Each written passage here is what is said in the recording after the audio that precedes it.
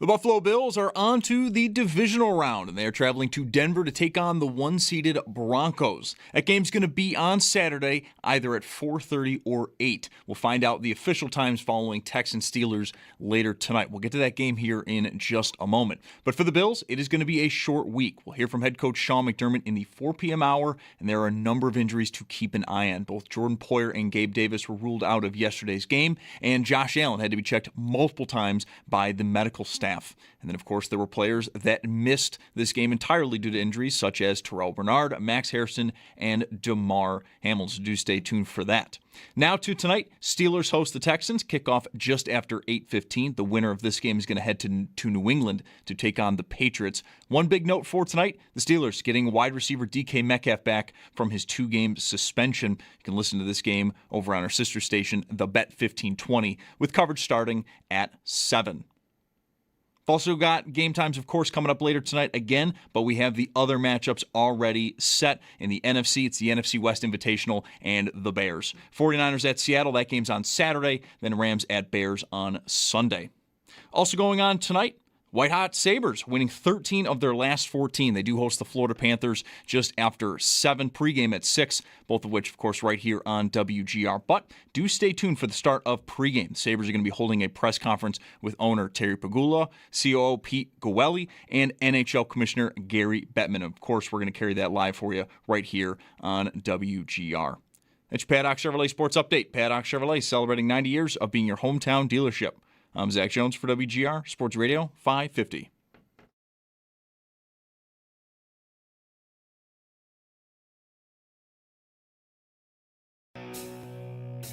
It's Mike Schopp and the Bulldog. 4-man rush, fires over the middle, and it's intercepted. Picked off by Shaq Thompson. Coming the other way, 40, 35, and he's upended and tackled at the 32-yard line. Some of the guys went down, some guys stepped in, did a phenomenal job. Nobody blinked. Late orbit motion from Shakir, makes the pass there, looks for Kincaid, and he's got him, who carries it into the end zone for the touchdown. Dalton Kincaid strikes from 15 yards out. We've got time left, and we got the ball, we got a shot. Blitz coming, Allen has to throw it down the far side. He's got Cooks, who's got it at the 20-yard line. It's Mike Schopp and the Bulldog. Lawrence back to pass, looking on an inbreaker, broken up and intercepted, picked off by Cole Bishop. Game, set, match. Buffalo's gonna win the wild card game here in Jacksonville. On WGR Sports Radio 550. We live to talk another week. Football Monday on WGR. Thanks for joining us. Mike Schopp and the Bulldog, Eric Wood, and Sal Kapacio as we navigate through the day. What a game. This game was so close. You look at the box score, and, I mean, right up and down the stats, except for penalties. The Bills had more than their share of penalties in this game versus Jacksonville, but really, that's a pretty good escape.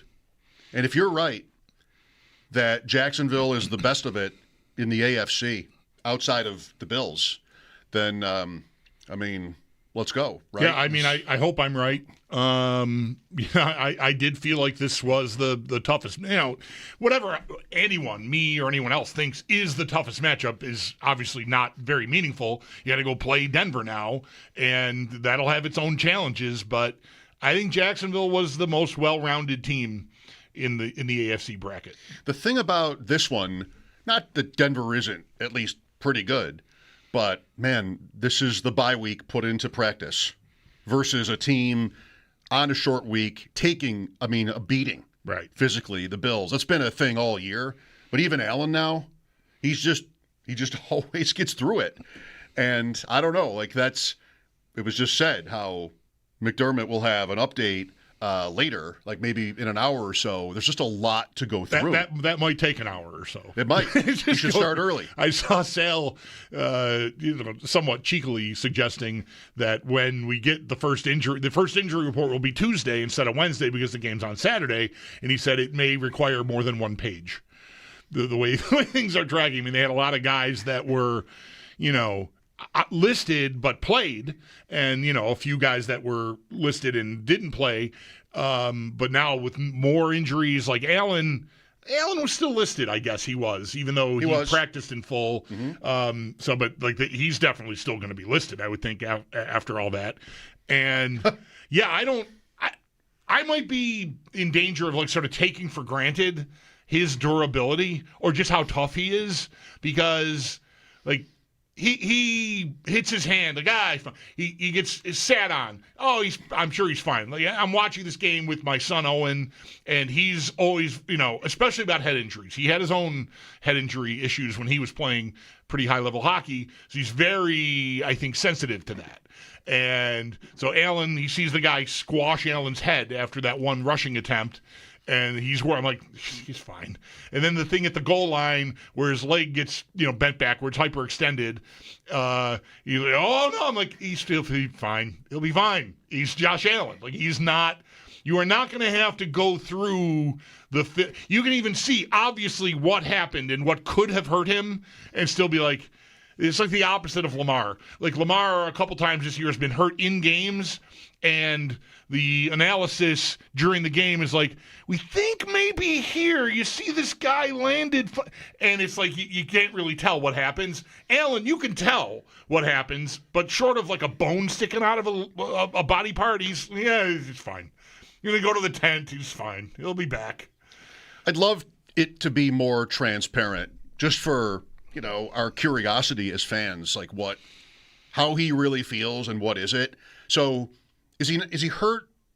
The leg injury is on his touchdown for 10-7, right? The first rushing touchdown of his. Yeah, and he was laboring after that. And the Bills' next drive, I don't know, I wrote it down. I think he's done running in this game. He missed Cooks to the right on a play, and, you have to adjust to that probably, right? Just how he's feeling, whether it's more than his knee. So I thought he was done running for the day, but he wasn't, and good thing. Right. And, maybe it got better for him over the course of the game. You have that with injury sometimes, where it can go either way. Mm-hmm. Sometimes it's going to stiffen up and hurt more later, and maybe sort of you keep it loose, or just kind of the pain goes away or something. Yeah, Tony Romo seemed to suggest he thought the hand would hurt later. Would hurt later. It might be fine right now, but keep an eye on it. And all he did was complete 80% of his passes, and a lot of those came after he rammed his hand off of, I think it was Torrance's helmet. That one is the one for me, because you watch football all the time, and legs get twisted and some guys get up, right? It's just not going to stop them. And head injuries is a total guess when you're watching a game. You can sort of look for symptoms like they try to do. But how do you hit your hand on the helmet and just be fine after that? How does that not kill? At full force, right? Yeah. How does that just not kill? Yeah. Or break or something, just I don't know. Right. Guess not. Right. But that's the one. That's the one for me, because the other ones can be anything. If I'm carelessly walking through my house and bang the back of my hand on the corner of an end table or something, the whole family knows. Yeah. Oh. I say, oh. Doesn't miss a play. No, he's fine. Just keeps going. Yeah, he's, newsflash, he's tougher than me. He's tougher than a lot of people, I think. He is really, really hard to get off the field. Did you ever see the Black Swan? I never did. I know I the thought story of it yesterday, somewhat, it's all on him. Yeah. It's not really all. The defense did a lot well in the game yesterday. Defense really had a great day, really, until Poyer went out. When Poyer went out, they really picked on Hancock. Smartly, I think. And I don't know if they can coach him up to do more, maybe the disguising and the switching and all the stuff that they're getting credit for. McDermott, especially today, is getting a lot of credit for. Maybe that went out the window when Poyer left the field, because he's so well-versed in everything. He would stand to reason. Athletically, he's not probably where a guy like Jordan Hancock is, but he knows exactly what to do when and how to make things look like one thing and not the other. And maybe with Hancock, that I'm just guessing, maybe that either A, that went out the window, or B, he just didn't execute it as well as someone like Poyer did. But they really feasted on him. They got going. Their offense was really stuck in the game, I think, until they found that weak spot. Yeah, what do you say about Lawrence? Today I felt maybe I was a little harsh yesterday, But, Justin Herbert last night reminded me of Lawrence, of this in a certain way, where I've got these. I'm so spoiled by what Allen does. As a runner, we know. I mean, we learned really early in his career that there is a huge upside when he's carrying the ball. These other guys are just as big, but there's just nothing dangerous about them. And for me, the play of the day is the 4th and 2 Lawrence run in the second quarter. Play of the day, what is it going to be, a blowout if Jacksonville scores there? No, probably not. But, you're inside the 10-yard line, and they might have already had the lead, 7-3 or whatever it was, Jacksonville. And, he's just falling down on the one handoff to Tootin. And on this play, for all the credit the Bills are, rightly getting for disguising coverages and just how they kind of messed with him, leading to at least one of the interceptions, if not both. I mean, I don't think the second one so much, but the first one, what was that?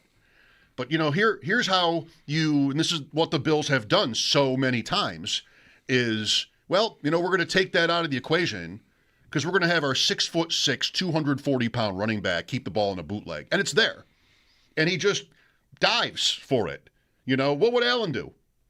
He's going to flip you off as he runs through you. Yeah. But Lawrence, he's not close enough. Well, what he didn't do, he didn't dive, though. He slid, and that's and Allen, I mentioned this on postgame, too. Allen did the same thing late on one play where I thought it was, maybe it's just a sign of how much he's hurting. Maybe. That he didn't go head first to try to get the yardage. But Lawrence, there's and the reason I think it's okay to be as hard as you're being on Lawrence is because he hasn't done it yet.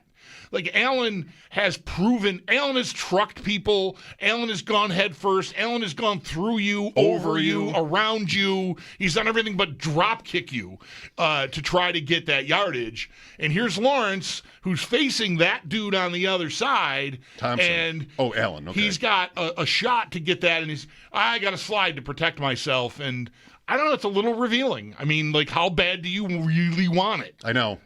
Exactly.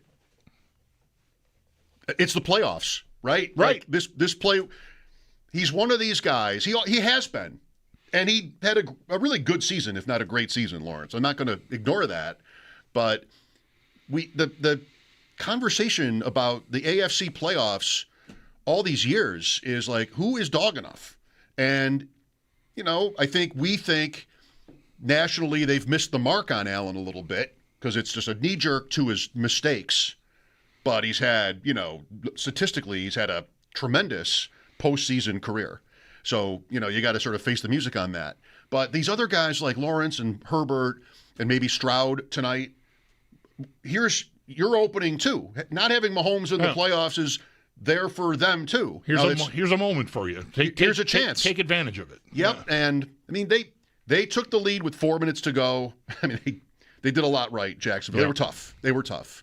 But, man, 4th and 2 at the 9. I need my huge quarterback to just not kind of wimp out there. And that's what that looked like to me. And then I got Herbert last night. I tweeted it. He's so big, too. But as a defense, I just don't think you have to worry about it.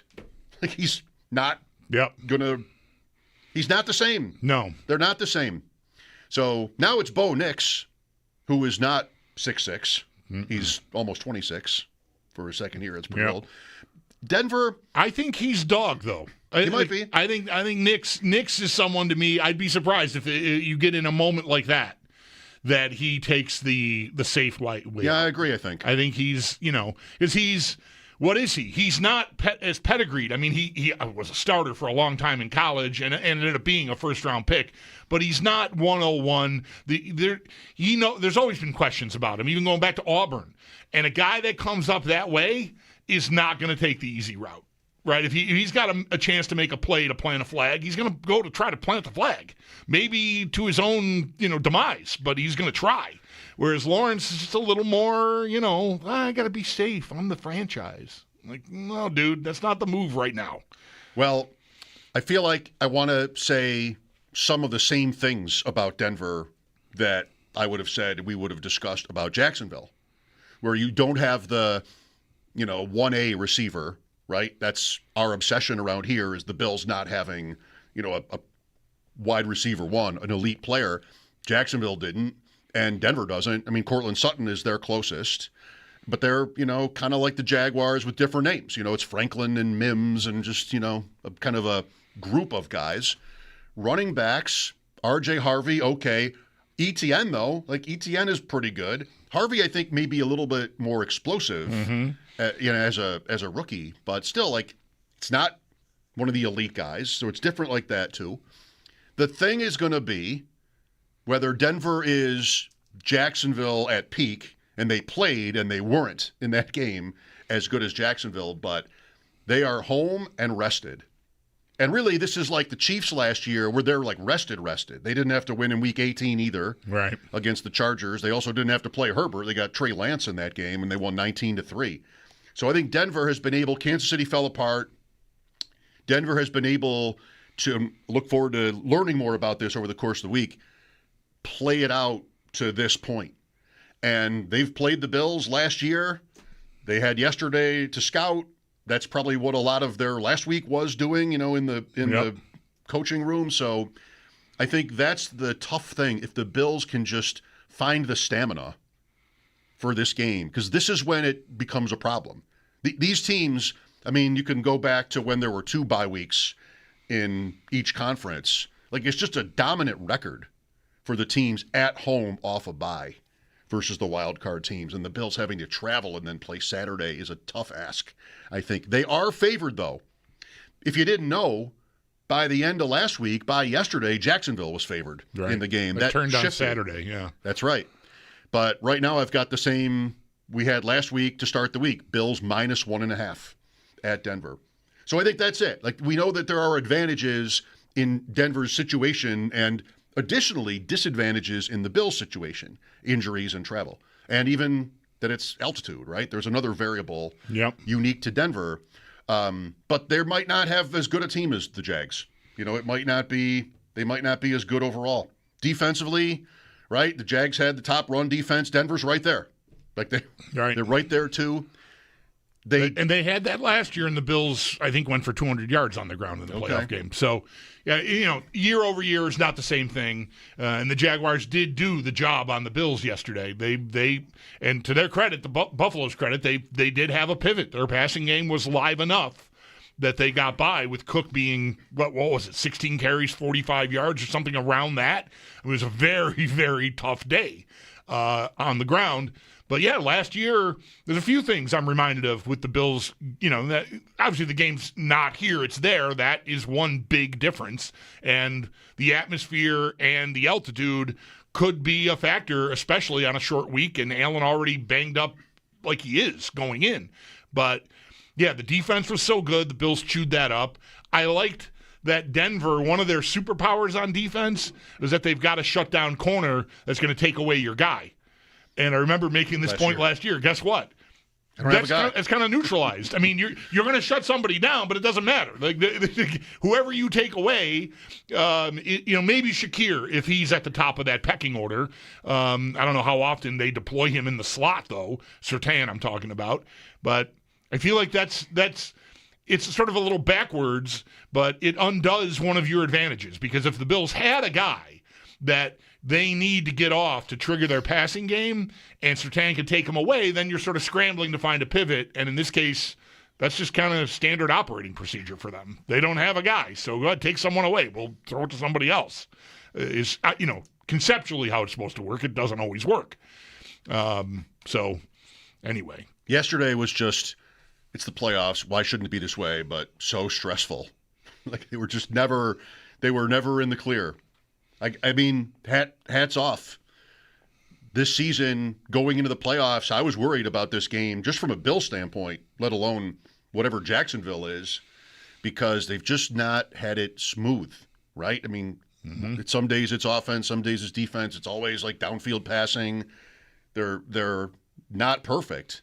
And a lot of these games, second half, were really tight, even a couple of losses in there. So I don't know if this is probably overdoing it. We spent a lot of time last week on, all right, 4-point lead, 4 minutes. Who do you want to be? Right. Or 2 minutes maybe, but this was 4. Turned out we got both, as it turned out. I mean, we right? I mean, But I said this was the best case scenario yesterday at 4 minutes left to have the ball down 4 because it just was that kind of game. Like, it didn't ever come off like a game where the Bills should have been up by double digits. It was too hard. Mm-hmm.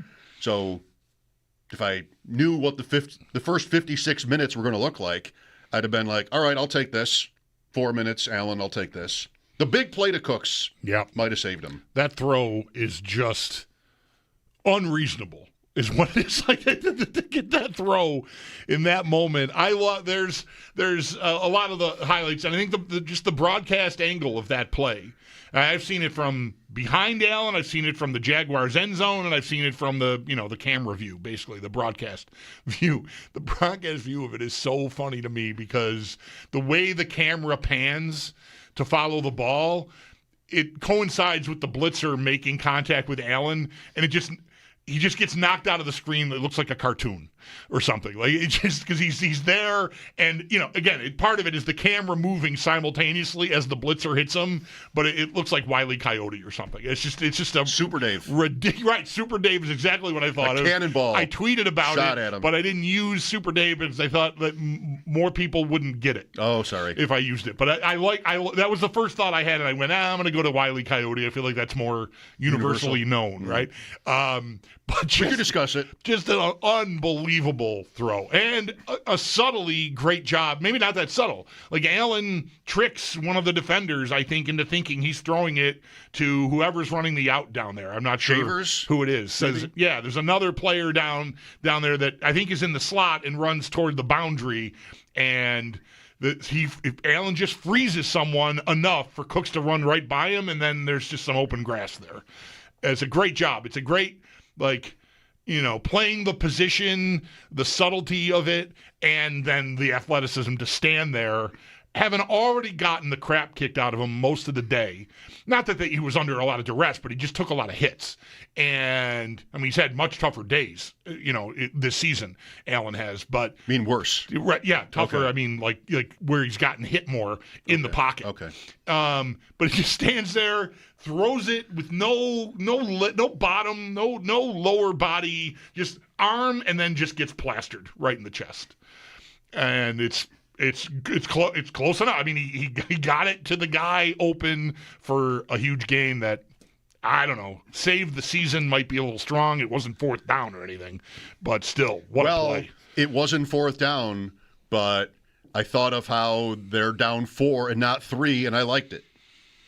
We had that. We covered that. I got a lot of tweets last night. Like, this is what you guys talked about for days. Right. And it worked out that way. But that was kind of new to me last week, looking up win probability stuff, that you're 37% to win, whatever the exact situation was, but something similar to yesterday, when it's a 4-point deficit, and only 30% to win when it's 3, when you're back on your own half of the field, because I can play for a tie, and with 4 downs. I mean, it got to fourth down on the sneak. Right. The 11-yard sneak. So they had to go for that. By the way, they always would have gone for that. There was an 11-yard sneak in this game. Yeah, I just love that play so much. That happened. Good thing it didn't get outlawed. They need to get rid of that. Yeah. Go win a championship before they do, because that's just right. It's not for today. I hate it. Anyway, so does their coach. Great I think day. So. I mean, I don't know. There's that. Don't apologize for not liking it. I think their coach doesn't like it, but it's within the rules, so you use it. I'm glad the Eagles are out. Me too. Football Monday brought to you by Northwest Bank. For what's next, get started at northwest.com. To your calls next, 803-0550. Eric Wood at 4. Sal Kapacio at 5 with an injury update. There's a lot likely to come down today. We'll see how much we learn. The Sabres host Florida. This is nice. Huge role. And Florida is one of the, several teams. They're right in there with 2-time champs as well, of course. 6 o'clock, there'll be a press conference. Gary Bettman is in town. It's expected that it's going to be about the NHL draft. We'll see what we get when we get there. Thanks for being with us. Mike Schopp and the Bulldog. We'll hear from you hopefully next on WGR.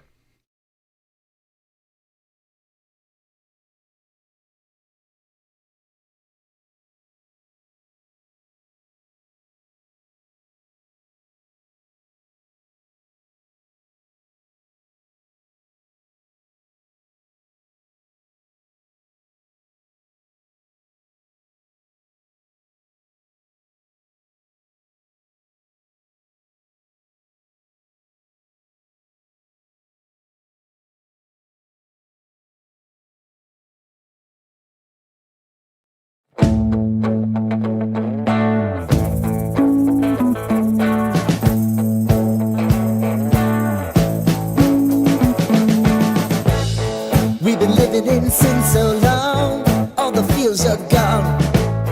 Fella stopped me on the street last night, said everything's alright. Roller coaster, make it through the day upright. It seems your meal ticket is gone, but life goes on. I could never imagine something better. Yeah, right. Now you're cooking on high heat in the middle of the street. Roller coaster, take me to a better time. Let's go. All sing your high line with the roller coaster of life. Yeah. It's time to all choose your timeline on the roller coaster of life.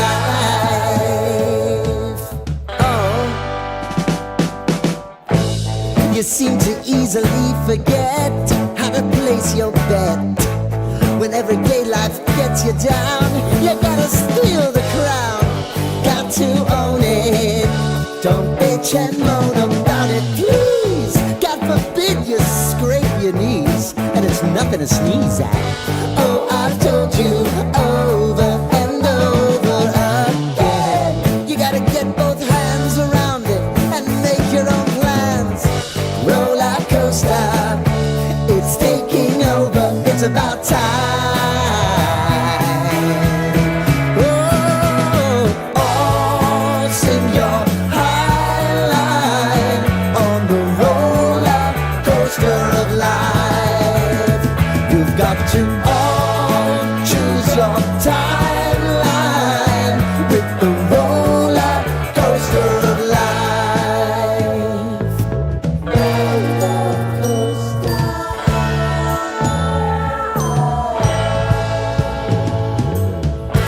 I want to go down the rabbit hole, down the rabbit hole.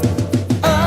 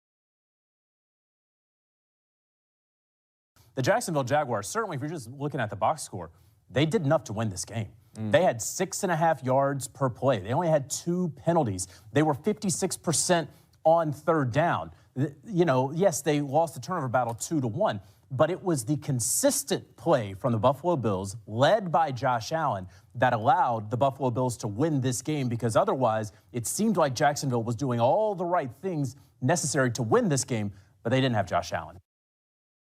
Jonathan Jones breaking it down. It's not counted as a turnover, but that 4th and 2 play where Lawrence went down before well, now you're legally obligated to call that the line to gain. Everybody decided we're all going to call it that. We don't say first down anymore. It's like a turnover, and it's at the Bills' 9-yard line. Or maybe the 8 officially, because it was 4th and 2 from the 9. So almost worse because of the field position. Mike Schopp and the Bulldog here, Football Monday. The Sabres home to Florida tonight. Here's to a great week. Let's go to Tony first up. Hi, Tony. Hey, Mike. How are you? Okay.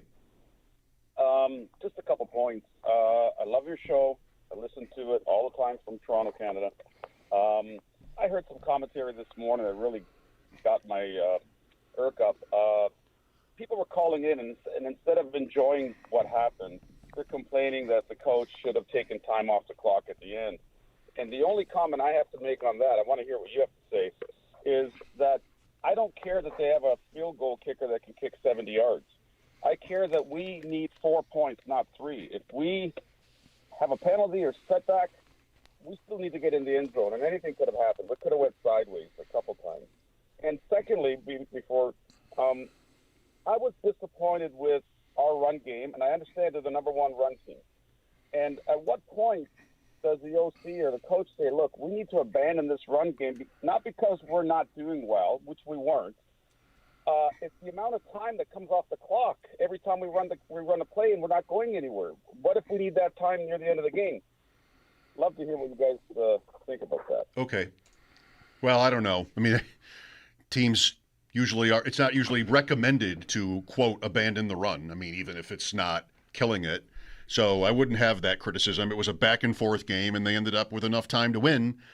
I lean toward the point you didn't like other fans making, that if I can take 30 or 40 seconds off there by going straight down and have 2nd and goal at the 1 and Jacksonville can't stop the clock, that's better. But Bulldog mentioned the penalty possibility last night, and that's fair. I do think it's fair, especially considering like you're not in an ideal situation there. You're at the end of a long, hard-fought game, for one thing. And you're down in an end zone where the crowd is right on top of you. And, I mean, I don't know. It's not like Jacksonville's got a reputation for being this cauldron of noise and emotion, but I'll bet it was really loud there, especially maybe it's different if you're trying to set up a field goal and you're at the 30 as opposed to down at an end zone. But yeah, I mean, I think anything can happen there. I also would like to think, though, with all that, I think that's something to at least consider. You know, the idea that it's a no-brainer, I think, is difficult, which is why I made mention of, you know, a botched snap, a false start, anything. And especially this, too, and I didn't mention this yesterday, but consider how arbitrarily flags have been thrown on that very play this year. It hasn't happened to the Bills. Maybe they're just really buttoned up on it. But the Eagles have had, all year on Mondays, I'm seeing screen grabs of, they didn't call it this time, but they did call it that time. Because somebody moved, you know, one of the guards moved just before the ball, and here comes a flag, and then here's later in the same game maybe, same crew watching, and the same thing happens and they don't. I just don't want to take a chance that some side judge or something is going to be watching that play and go, well, you know, the league doesn't like this play, and I'm going to go ahead and throw a flag now and be a hero. You know, 2nd and goal at the 6 is a lot different. So I respect the optimal is bleeding more clock. Believe me, I was yelling it when they pushed Allen in the first place, and then when he, you know, walked right in on the game-winning score, I wanted more time to bleed off the clock, but then thought a little bit more about the consequences of, you know, taking that risk. There is some risk. You'd like to think you could be buttoned up enough to not make a mistake there, but one false move, one flinch, or just an itchy official, And I'm from they're going to let me score to I'm at the 6-yard line and now my season's back on the line and I need a play. That isn't as easy to execute as that play. So nobody likes an itchy official. I can put that all in the blender and still want to say optimally I'd rather bleed 40 seconds there, but I understand not wanting to take the chance. Well, it's like fourth down stuff, I think, as we've had it through the years. What would the other team prefer? If you had the play where, like you said, Allen, it's overturned, right? The play before? Right. It's a touchdown at first, and they put him down at the 1. And if I'm Jacksonville there, like, that is a huge blow. Oh, I couldn't even just have gotten him in so I could proceed. But then they go right in anyway, and I'm super relieved if I'm the Jags there. Yeah. I hated it. It's what I wanted you to do. It's what I needed you to do. Yeah. And so now what I can't do is throw a pick immediately. That's just right. I've got with that kicker, it does change the calculus on how much time that really is. And you really don't need timeouts. You can spike the ball. Like, Jacksonville was in a pretty good spot there. You mentioned on postgame the kickoff was perfect. That was. And they covered it well, so they started from the 23. That could have been worse. Yeah, the Bills have been, I don't know what their average is, but it's close to the 30, I think, on kickoffs this year. And that could have been, every little bit counts. You can't throw a pick on the first play. You have to give yourself a chance. And easier said than done. Bosa on the Bishop interception just walks right through. He's lined up at right end. The left tackle completely whiffs. So he just walks right through the left tackle, and then the guard picks him up, but he's got the momentum, and the guard is sort of flat-footed, and he gets a hand on Lawrence. Like, that was not a slow-developing play. That was take the snap, look, go. Right. And, you might not need or want to blame Lawrence for all of it, and part of that is that Bosa just sort of walked right in on that play, which was that was helpful. Dennis is next. Hello, Dennis. Hey, guys. A couple things. Number one, to your point right there, Mike, I'm not sure if you realize that, but, he throws the pick on that last play, but right behind where he threw the ball, Parker Washington was coming open, and it would have probably been a touchdown. I don't know if you could catch a screen grab of that. It's really kind of like we're really fortunate. But, I'm thrilled with the win. But sometimes you're always, left wanting a little bit. And I got to be honest, like I'm usually a pretty positive guy, but Joe Brady's burned me a lot this year. He's just kind of irked me. And that's just a personal thing, I think. But, I'm a big fan of play your best players. And we play everybody all the time. And, I look at this game and sometimes I just think we make it harder on ourselves than it has to be. I don't understand the Dalton Kincaid thing. I've been saying it for pretty much the whole season. There's a possibility that he's not playing a lot because he's nursing this injury, but his snap share is so low. And I'm listening to Eric Wood and I'm listening to Sal before the game, and every statistical measure just goes on and on about what the benefit of having Dalton Kincaid out there is. And it's ridiculous. It's like an 8-point per game difference when he's playing, and the conversion rate and everything. And he has 3 catches for 20 yards, and I don't know if he played more than 12 snaps. 28. I couldn't find him on the field. How many? It was 28, but it's right around okay. All right. closer that's a lot to more his. than I thought. Then okay. Yeah, closer to his season average, I think. Maybe a little below, but 44%. They're not. Maybe we'll hear in hopefully not until February, mid-February at that, because that's when you get the list of who was nursing what and all that kind of stuff. I would be stunned, honestly, if the Bills were so incompetent that they didn't recognize every statistical advantage that Kincaid affords them, and we're just ignoring it. I have to think it's health related. I just don't know any other explanation. So they're trying to use him enough to impact the game. And yesterday he caught a touchdown that did matter ultimately, obviously in a very close game. But they don't want to use them all up in 1 week. They want to have them, week over week here, ideally for 3 more games. And so the whole year has been that. And even with that, he's missed games. I think it's evergreen. Kincaid, and is he actually 100%? Is he ever 100%? Not to knock him, but I still think it's more philosophical here. He's a part-time player, right? I mean, they have extra linemen, or they have 3 wide receivers, or Knox and all his usage, and it just severely limits what Kincaid can do for them unless they back up on another strategy. And you and Dennis might be like, well, why don't they do that? They're not incompetent. Why wouldn't they do that? I think it's more about kind of Brandon Beane and hey, wait a minute. We are good though, right? Like, we had the league's rushing leader. If my non-run blocking tight end plays twice as often, do I have the rushing? Do I win the rushing title? Yeah. I mean, do I win 12 games? Do I break Kincaid? Like, I think they're probably middling it a little bit, like you're saying, for health reasons.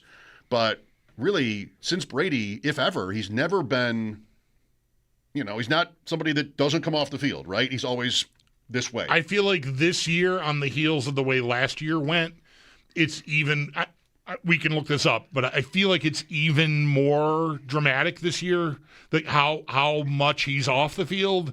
And I don't know. I think it's more health than you do. Okay. Here's Russ next. Hi, Russ.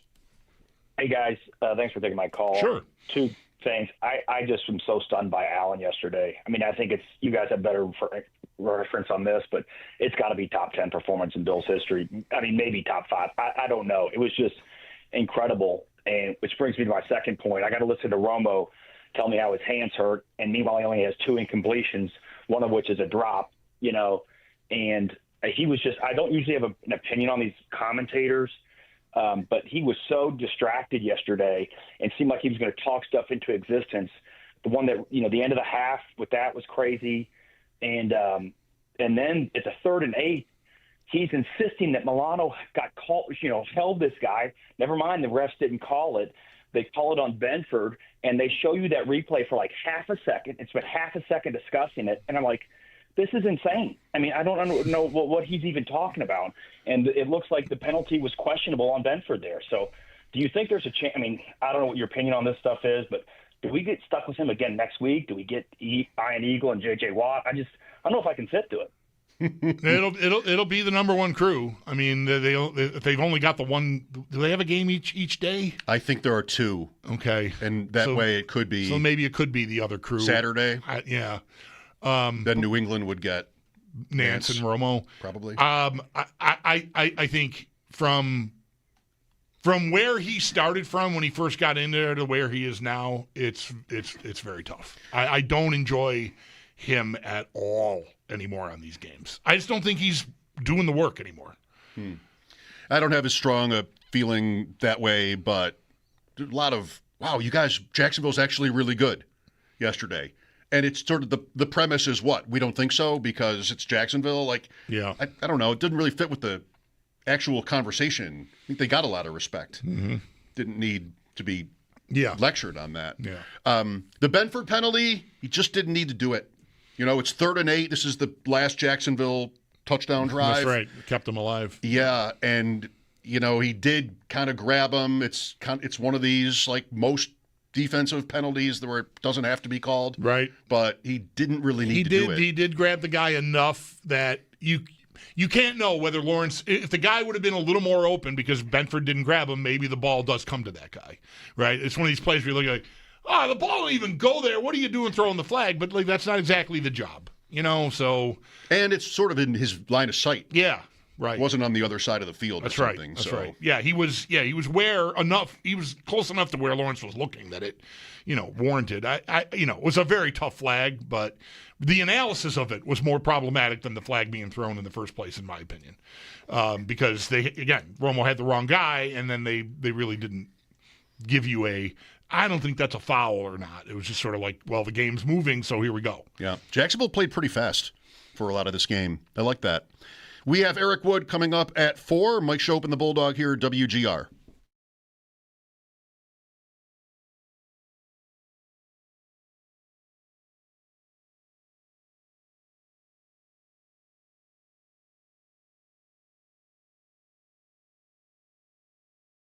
Mike Schopp for Paul Davis Restoration.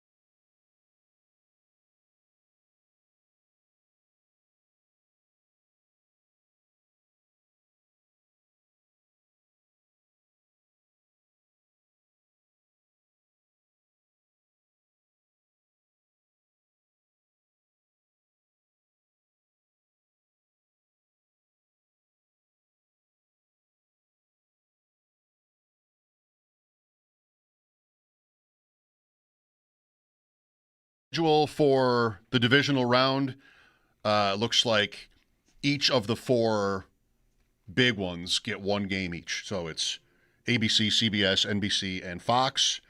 The order is not known, but you won't see Ian Eagle. Okay. If that upsets you. All right. He was on radio last night, by the way. With Ross, the Niners game. The Eagles game, yeah. The Eagles, yeah, I saw Ross, show a picture of he and Ian from there. All right. Michael is next. Hello. Michael. Hey, how are you guys? Good. How are you? Thanks for calling. Good. So my question for you guys is so at the beginning of the week last week, one of you guys, I believe it was you, Schopp, that made a comment that the score prediction, how would you like it to play out, and would you like the ball up by 3 or playing defense with the lead? Right. And my other point was this: the final play of the game, where it was tipped by Tre'Davious and picked off by Bishop, and the final score was 3 points. I wonder if you think that the league is scripted. I want to hear your thoughts. I know it's a little. I know. No, Bulldog. Oh, no, I absolutely think it's scripted. I think everything is scripted. I think, in fact, I think my life is scripted. The whole thing, everything about life, it's all fake. My guy taking us all the way to the water's edge with game analysis, and then the question, the bombshell at the end, is it fixed? Is it rigged? Yeah.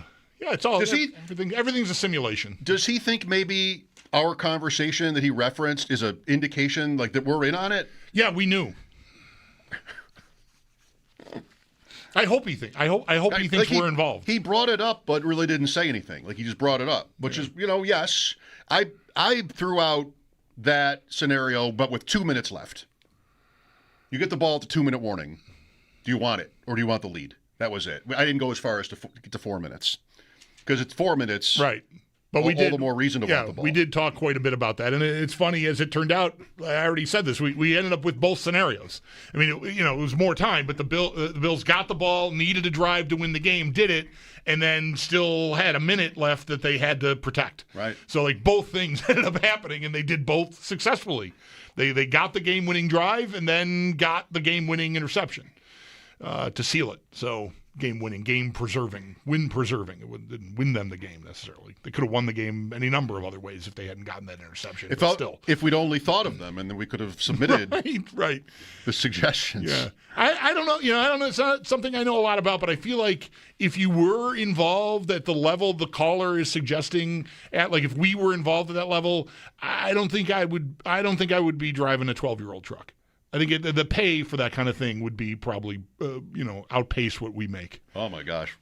What an exciting turn that call took. Eric Wood coming up after the break. Mike Schopp and the Bulldog, Football Monday on WGR.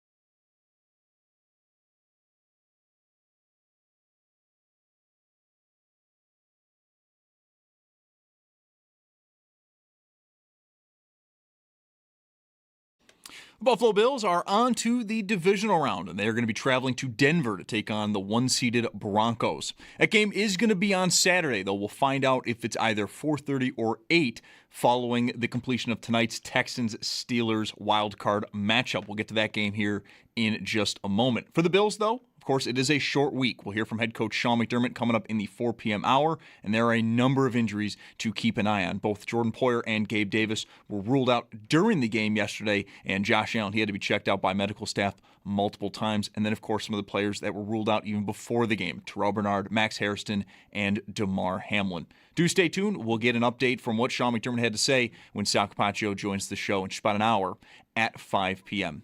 Now to tonight, the final wild card game of the year. It is the Steelers hosting the Houston Texans. Kickoff just after 8:15. The winner of this game will head to New England to take on the Patriots. And then one big note for tonight, the Steelers do get back wide receiver DK Metcalf from his 2-game suspension. You'll be able to listen to this game over on our sister station, the Bet 1520, with coverage beginning at 7. And then the other playoff matchups that we already know who it'll be, just waiting on the times. It is the NFC, and the NFC playoff is the NFC West Invitational plus the Bears. 49ers at Seattle on Saturday, Rams at Bears on Sunday.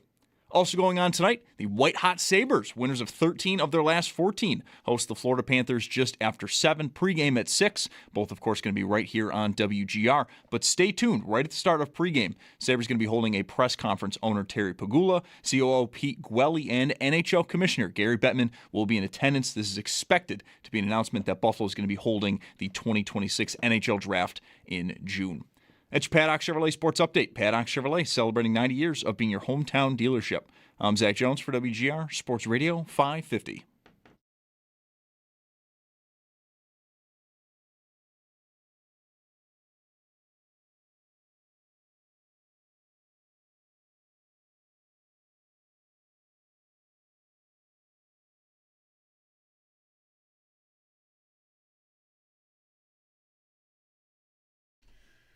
The Bills pull it out in Jacksonville. What a game. On to the second round and the Broncos this Saturday. Talk about that matchup and yesterday's thriller with Eric Wood, who joins us now on the Wester Hotline, as it is Football Monday around here. Eric, have you caught your breath yet since last night, since yesterday? Yeah, I think so. Yeah, that was a barn burner. That was nerve-wracking. You know, just one of those things where going back and forth in the fourth quarter, you just don't want the season to end yet. And so obviously came out in the Bills' favor, but that was a heck of a football game. How long did it take you to learn not to be yelling like a fan when the game is coming right down to the end? I only ask because, you know, Mike and I watched years and years worth of these games in the press box where there's no cheering, there's really no anything, as it should be. And I watch the games at home, game days. I work from home on Postgame, and I'm pretty quiet the whole game. My son is newer at all this, and he's working here now on the morning show, and he'll say stuff. I'm mostly silent, but when it gets to that, like when they're pushing him in on the 11-yard tush push, I'm screaming, "No! Don't score! Don't score!" How do you handle that? How hard was that for you to adjust to? That's a great question. I'll say just being respectful of the play-by-play guy and knowing how often a really big call is going to be used throughout a week on national TV shows and all the rest. Like, I'm just trying not to step on their toes, not to ruin it. The one time I spoke over the play-by-play guy, and I heard about it plenty, was the Dolphins ran an onside kick. This is, I don't know, probably 5 years ago, and Micah Hyde returned it for a touchdown. Mm-hmm. And I was saying, get down, the game's over. Like, there's no – and not that they were going to come back from a 2-score deal. It's just that's further risk of injury. You got to play more plays. The game's going to be over. Heck, I'm ready to go drink a beer in the parking lot after the game. Yep. And so I was saying, go down, and people let me have it. And so it didn't take that long to adjust to, though. But there's not – I mean, like anybody – we don't do it often, but the Bills score to take the lead yesterday. Or sorry, no, it was after the interception. There's high fives around in the radio booth. We had some fun with that. Yeah. I know you. Thanks for taking the question. I know you came up listening to the Bengals, though, and that guy, that's every play. I was going to say, yeah, so I was going to say, and also I've always heard the critique of Dave Lapham my whole life, talking over Dan Horde, and, screaming. And there's some people that like that. There's some people that, appreciate that. I would say the majority don't appreciate that. They know that me and Chris want the Bills to win, and we want them to win bad. And we really enjoy our job and the team we cover, and we're grateful to do it. But we want to do it in a way that we don't interrupt someone trying to get a clear picture of what's going on. That's, driving a truck for a living on a Sunday. Like, we want to be really respectful of those guys and gals who need us to paint the picture. So that play, the long tush push, the 11-yarder that originally was ruled a touchdown, in your head, are you going, no, or like, what is that like? What is that moment like in the booth? Well, at first, you're just kind of like, wow, so they're completely overpowering him. Look at this. And then I'm thinking to myself, man, I hope this is overturned and we're down at the half-yard line. As they're reviewing it, we're kind of going through the points of whether you try and drain some clock in this situation to try and, Jacksonville, Liam Cohen, if we're just short of the goal line, he's going to have to use his final timeout, which is great. Then do you run the risk of potentially mishandling a snap and offsides on a QB sneak, getting stuffed multiple times? Ultimately, Sean McDermott, I guess it's right because it worked out. But to me, I think that can go either way. We would be kicking ourselves, obviously, had, someone flinches on the goal line on the road where you can't hear, or you can barely hear the quarterback's cadence as it is, and someone flinches, and now you're at the 5.5-yard line, and now you look like a fool. Real quick, I just want to squeeze in here. Plus that play, Eric, this year, it hasn't happened to the Bills, but it happened to the Eagles a couple times. And like every Monday, I would see like, they called a false start on the guard this time, but they didn't that other time. And it just feels kind of arbitrary how those flags have been thrown. And I would understand not wanting to take that chance and lose 5 yards there. Now it's 2nd and goal at the 6.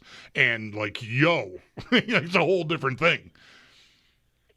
Right, and that play's hard to police when the guys are lined up that close to the line of scrimmage, and really crossing over the plane of the ball. It's hard. It's hard on the officials to see any movement in there, and if they see anything, they're going to call it. And then on the other side of it, how those line judges, the side judges, they're in a tough spot. It's basically a scrum, and you're guessing. You need that sky cam footage, and basically, that's when you need that video replay assist because, they can guess where the ball's at and all that mess, but how do they know? And at what point do you stop the forward progress? And I think that's why a lot of teams wanted it banned, and everyone's throwing it in our faces today because Sean McDermott was adamant that he voted against the tush push, but it's one of those things where if it's legal and we got Josh Allen, why until you do. With Eric Woods you're breaking up a little bit there, Eric. Mike Schopp and the Bulldog here, Football Monday on WGR. If we still have him, want to ask about just Allen. We don't have Eric. I don't need to say all this twice, Mike. You don't need to say all this twice. But what is left to say about Allen and just these performances? I think you had to have that game. But you got it, and now you got to do it again, and then maybe again. Like that, it's just right. It's a very challenging ask here, but it's whatever. Like if they lose this game, like the caller pointed out earlier, Lawrence might have had Washington to get the Bills right back in the last minute. If he does that, what are we doing today? We're just losing our minds. Eric, I don't know if anything is left to say about Allen, but what you've got yesterday and this year is just the physical toll. And, it's got to account for something, but he plays through it. Now you have a few different parts of his body that might be, less than 100%. Yeah, for sure. And it's unfortunate. And, some of it's self-inflicted on his end. Some of it's just kind of unfortunate scenarios where he just randomly gets his leg bent back yesterday and all that. It sure seemed like the Jaguars were headhunting pretty good, and Joshua Hines-Allen yesterday in the postgame was bragging about how they sent him to the injury tent twice, but then he still made the plays down the stretch. So, I mean, in the day and age of Bountygate and all that, it's probably not something I would say at a press conference. But that being said, Josh is a warrior, and, not that he ever needs to do anything to earn the respect of his teammates, but he continuously shows that if he's able to be out there, he will, and he makes himself available each and every week. So there's no doubt in my mind that he'll be out there in uniform on Saturday, but a quick turnaround, the travel and all that, it's one of those deals where I'm sure he's hurting today, everything from the finger to his knee to his foot that he already came into the game with. And so, he took a pretty good beating yesterday, but and not a lot of it was in the pocket per se. It wasn't like the offensive line against Houston got owned. It was just kind of circumstantial throughout the game and some of the stuff he did on the move. But, I mean, Josh's performance yesterday was excellent. I thought he played like a quarterback with a lot of playoff experience. Early on, let's see how the game unfolds. I'll take what the defense gives me. I'm not going to make mistakes with the ball. Starts the game, like 9 for 11 or something, just very efficient early on, taking what the defense gives him. And then as the game dictated that some plays need to be made down the field, okay, now here comes Superman. Here he comes, ready to go take this game over. And, I mean, when the Bills were down, I'm sure you guys saw this too, but when the Bills were losing yesterday, he was 14 for 16. He had 133 quarterback rating, 2 touchdowns. I mean, he's just when he goes, and we've seen it continuously this year, when you need him to kind of step out and make plays down the field, he shows he's still got it. Yeah, and none bigger than the 36-yarder to Cooks that set up, ultimately, that long tush-push play. There were a couple of plays in between, but still, it's that same sequence. And, Eric, that throw it's incredible athleticism and toughness to stand in there in the face of that blitzer and get that ball where it ended up getting to without using his lower body really at all. So he couldn't step into it. And there's also the manipulating of the defenders that I think happened on that play. So it's like both things. It's wondrously athletic and courageous, maybe even, to stand in there to take that shot. I mean, quarterbacks have to face that. It's one of the parts of the job. But it was also heady, smart, whatever adjective you want to put on it, to sort of manipulate that outside defender to jump that out route and leave so much green for Cooks. Yeah, and that kind of just sums up basically where Josh Allen's game's at right now, where, on each and every week he shows off how athletic he still is, the arm strength, the toughness, and the intelligence. And it's just impressive, the career trajectory that he's had. And, that play was outstanding. And it was kind of a cat and mouse game where the Bills don't even have a running back on the field, which they did some yesterday without Ty Johnson being available. So they don't even have a running back on the field. They're in an empty set. They motion Shakir into the backfield on one side. And, Josh would never reveal this because it would give up too much of the strategy, but it's almost like he's begging you to blitz that guy off the left so that you only have so many guys so that he can make that hole shot. And I'm not sure if that's exactly what he was thinking, but he brings Shakir intentionally to the right side to say, okay, protect me over here because I want that guy to come, or I'm going to attack this side of the field. And it was executed perfectly. It was outstanding. And when I saw it unfold live in real time, just the demeanor in which he threw it, I almost thought, oh, he's going to throw it over Cook's head safely just to live another play. Right. And instead, it's just a perfect hole shot in the zone defense. Well, he did it all without, again, just obvious go-to options among pass catchers. Gabe Davis was a guy. He loses Davis in this game. And you've got a big game from Shakir, Kincaid for 3, sort of the usual stuff. Brandon Cooks, like we're talking about. And I don't know, Eric, like now they've got to patch it together again this week. You mentioned Bountygate, actually. Here's Sean Payton and the Broncos this week. The thing here, we talk about it all year, that number 1 seed, it's a it's about as tough as it gets here, Eric, I would say, for the Bills on the road. A day less to prepare and to heal, plus the travel out there and the altitude there against a Denver not only didn't play this week, but they didn't need the game in Week 18. So it's like a Kansas City situation there. This one is going to be hard.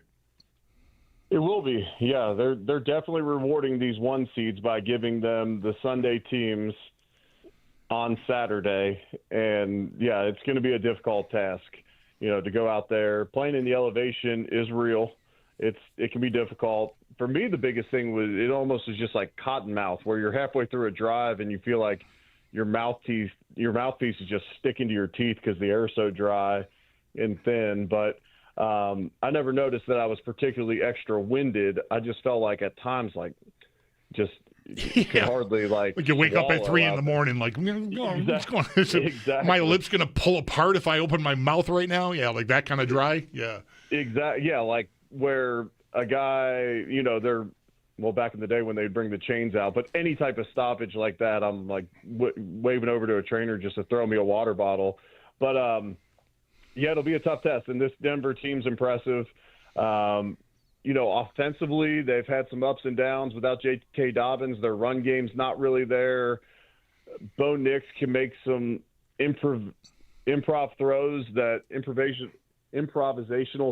that are impressive, and then at times he looks like he's equipped to operate from the pocket, and then defensively they're really impressive. I watched them, maybe about a month ago against the Commanders and thought, gosh, they're going to lose this game in overtime to the Commanders, and they squeaked that one out. You mentioned Kansas City earlier, kind of like last year when they didn't need it and this and that. Well, this Denver Broncos team has a lot of similarities in that they've won, 11 one-score games this year and I'm not saying they didn't earn those games, but you win that many one-score games, you're catching a little bit of luck, and the ball's got to bounce your way at times, and they've been fortunate to win those this year, and they grabbed the 1 seed, so they do have a massive advantage in this one.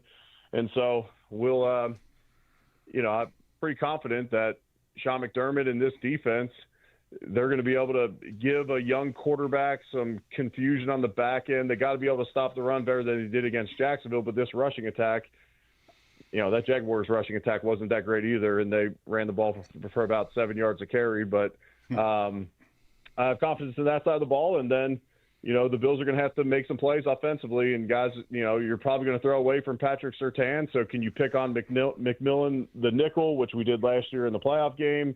Can you pick on Riley Moss, who seems like he's a PI or a holding call, once a series, and you're going to have to try and take advantage of some of those guys because you can't play from behind the sticks against this pass rush. They got 68 sacks on the season. The next closest, I believe, is 59 with Atlanta. So they're head and shoulders above the field sack-wise. So you don't want to get behind the sticks, so you try to establish the run, but they got the number 2 run defense in the league. So you try and stay disciplined and then go out and make some plays, and you're probably going to need another effort like Josh Allen played last week against the Broncos to get it done. You mentioned Riley Moss, by the way.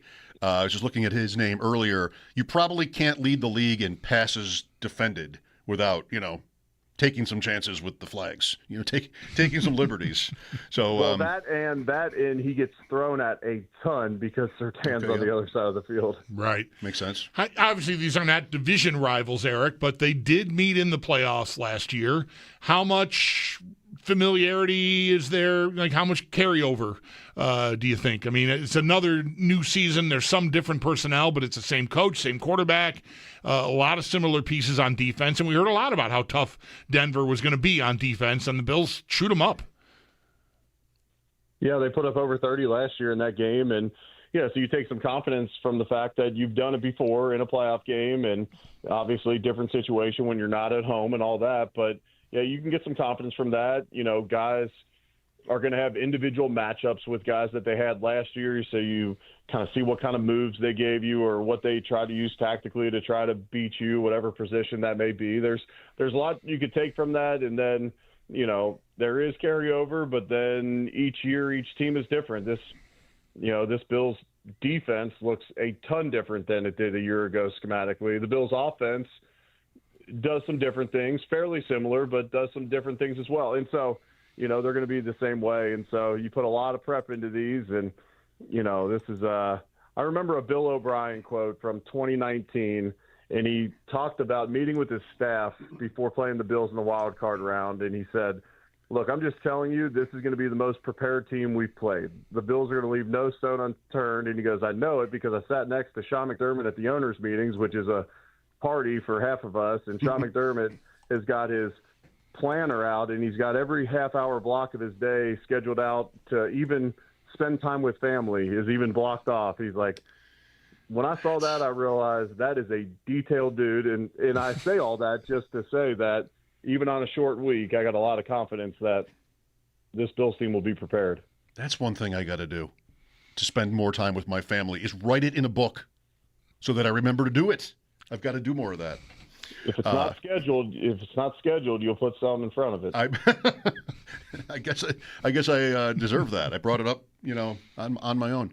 A couple of minutes left with Eric Wood. So great weekend in the league, Eric. I mean, almost every game, starting with Carolina and the Rams on Saturday, ended up just being a thriller. Back and forth games. Philadelphia being out, that'll be an interesting offseason team, right? Philly with, all the drama that there is there. Chargers last night. Looks like the film watchers today are really bummed out that Justin Herbert didn't go for it in this game. Like just a lot of tucking and running and throwing it short. So they might have missed a chance there. And Lawrence, what did you think of Lawrence in our game? I feel like I'm harsh for saying it, but 4th and 2 at the 9 in the second quarter. I mean, he's a big guy. I just want a little bit more Allen from him, I guess, in a certain way. Yeah, go run over somebody and go try and get in the end zone. And honestly, I felt like one of the best things about his game, we might have talked about this last week on the show, was that in the red zone, he's running to score now. You're 6'6", 240 pounds. Go score. The season's on the line. You can't get stopped and in short when you dive like that. It's not third down. Like Josh Allen came up just shy of the sticks, but he slid, but that was third down. Right. Big difference. And you'd love to say Josh dive forward, and I said it on the broadcast, like that's a situation where you dive forward, but you're pretty confident on 4th and inches. On 4th down, go get the first down. And, I've covered Trevor Lawrence since he was in college when I was with ESPN, and always very impressed with him as a person and his skill set and everything else. But to me, he's a little slow, a little methodical. He's got a long release, which is probably part of the reason we had 11 pass breakups yesterday. But he's uber talented, and Liam Cohen got him playing at the best level of his entire career. And then, man, running through those games, it was a fun weekend of football. Last night's game, I'm obviously rooting for the Chargers because I'd love to see one more game at Highmark. And the fact that the Chargers had no answer for just continuous blitzes. And then when they weren't blitzing, it was obvious, but it didn't seem like they had anything good planned then. And, this is a banged-up Chargers offensive line, but I thought schematically – they look terrible as well to not have any answers.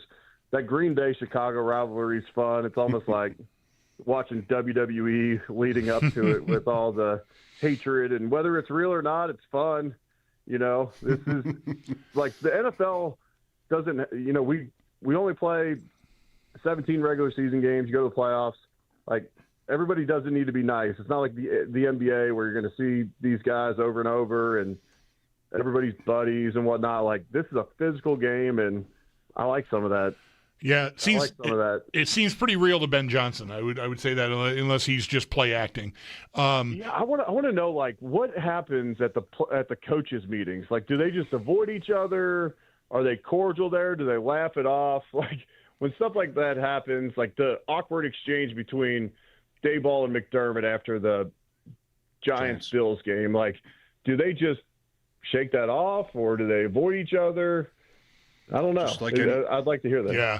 Real quick before you go, Eric, just a minute or two. I know you were only with Tre'Davious White as a player for that 1 year, his rookie year, his first year here, but obviously a tremendous performance by him yesterday, and there had to be a lot of emotion, I think, for anyone who's known, even from a distance, knowing what he's gone through.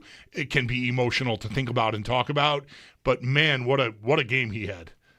He did, and to battle back from what he did and to bounce around, and then, this year, a lot of scrutiny early in the season through training camp, the preseason, And then this second half of the season, he's been outstanding. And then yesterday was incredible. He has the pass breakup in the red zone earlier in the game, had another pass breakup, and then the one to seal it. He's in press man coverage, which he was always kind of that physical zone corner. Well, he's playing press man, and my favorite part of the play is he purposely tips that ball up in the air instead of batting it down, and he flips his head around, assuming the safety's there, and he's celebrating even before Cole Bishop even fully secures it.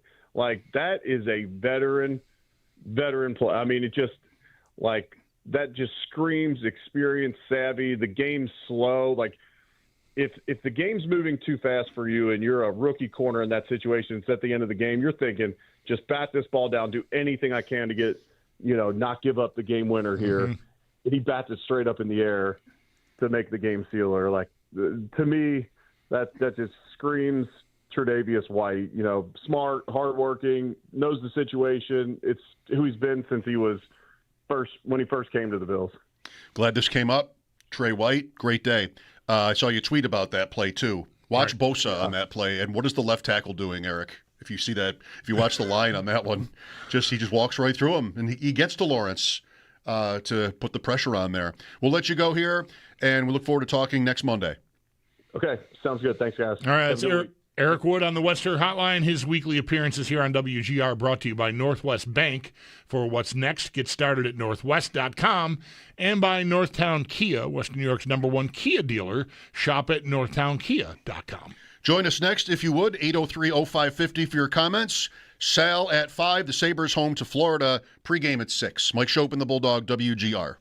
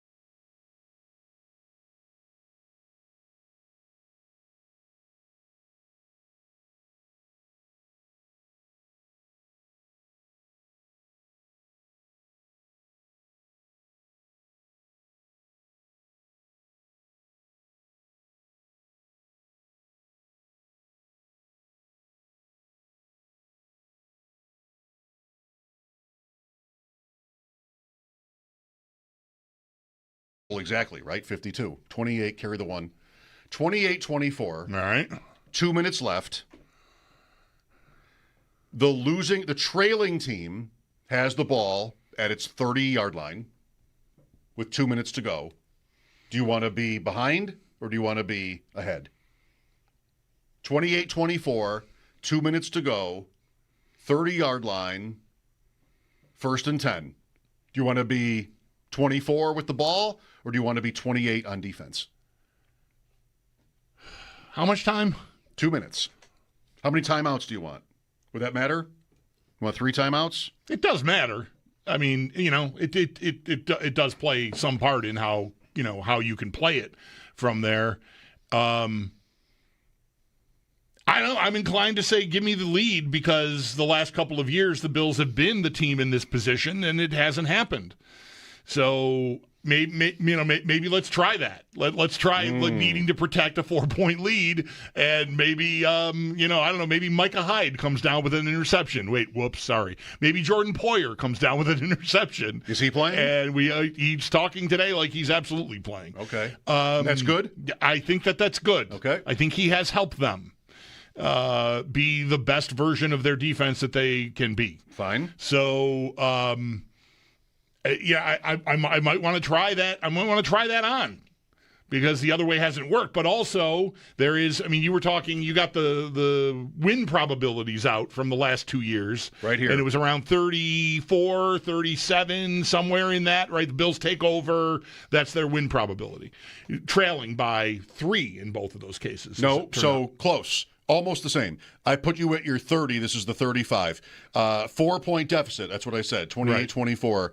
The trailing team, the favored trailing team. So this is the Bills, not the Jaguars. Right. Being favored by 1.5.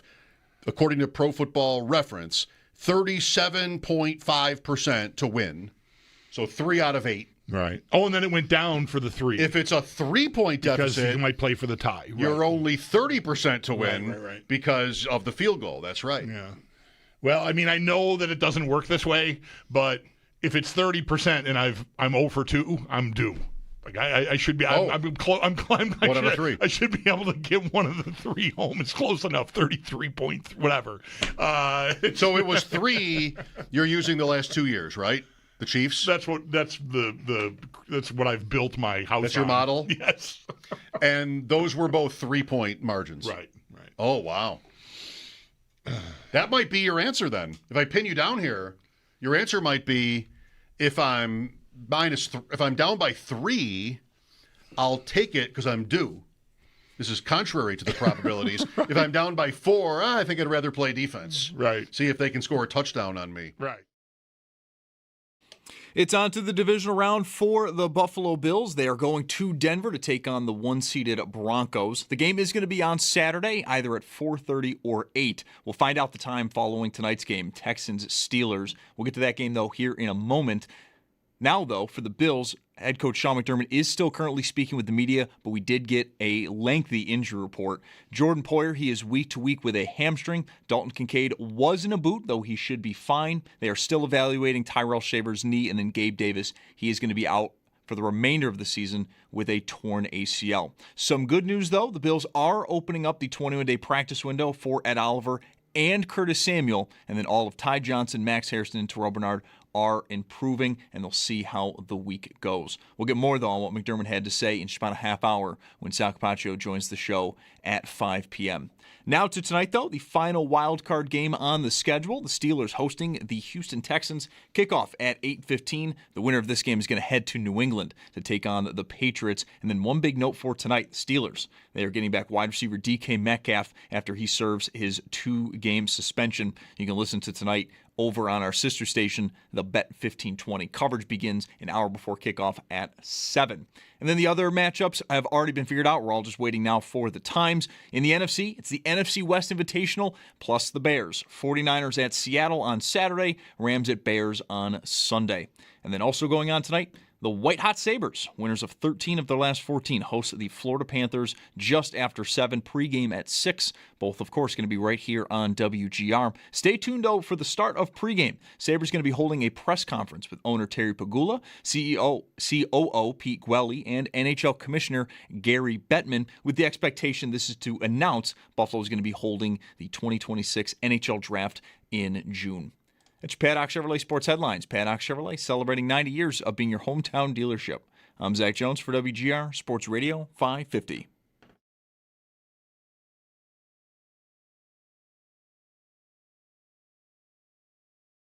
When he came back, he still wasn't really Trey because he was working through 2 major injuries. And yet in Trey's fashion, there's nobody that works harder.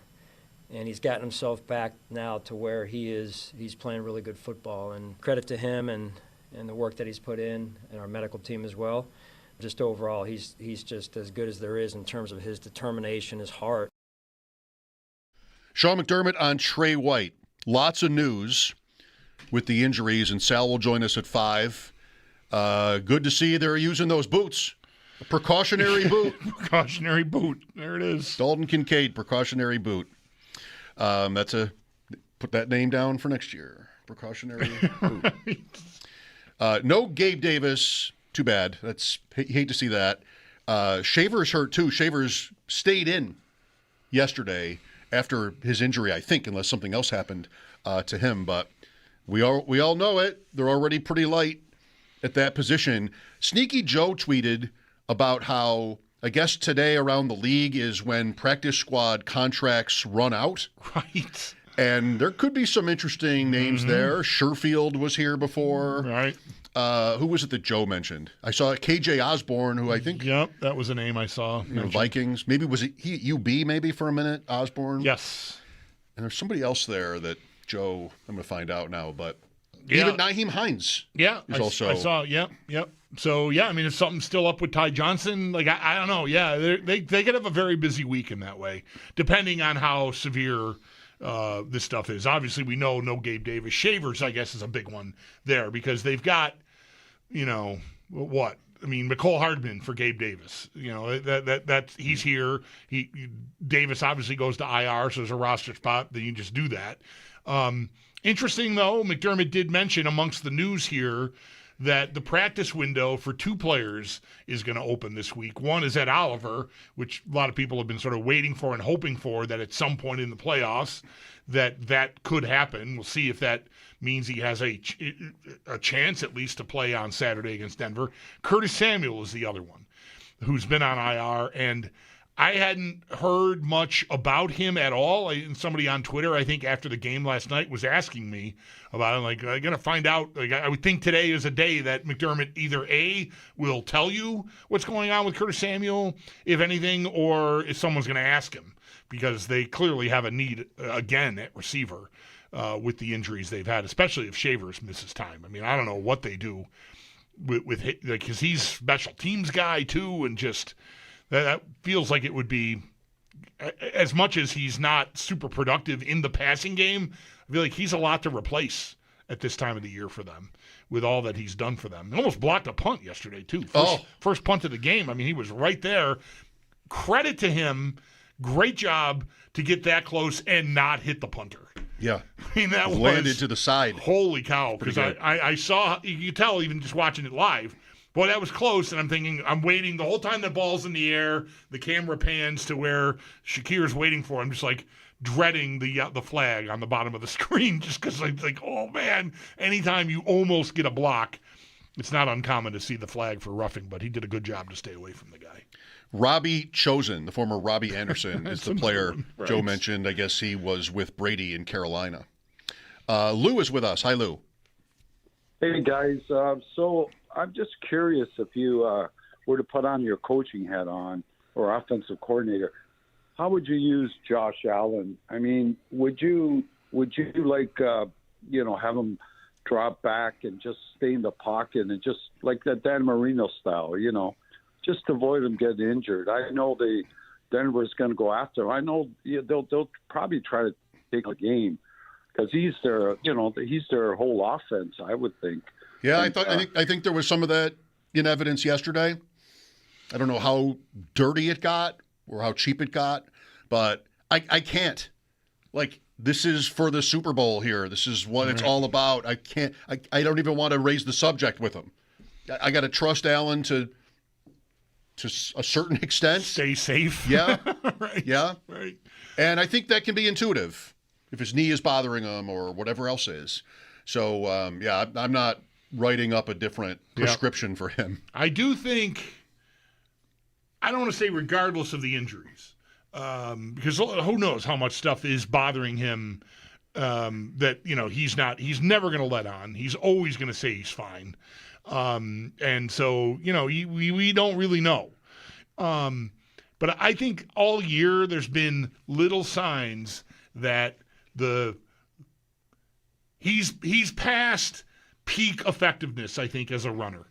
And I know he's still a weapon, but I feel like there's been plays this year, even before the foot thing cropped up, but there were a couple yesterday where He sees that daylight right from the pocket, and he's like, I'm through there, and it's 12 yards.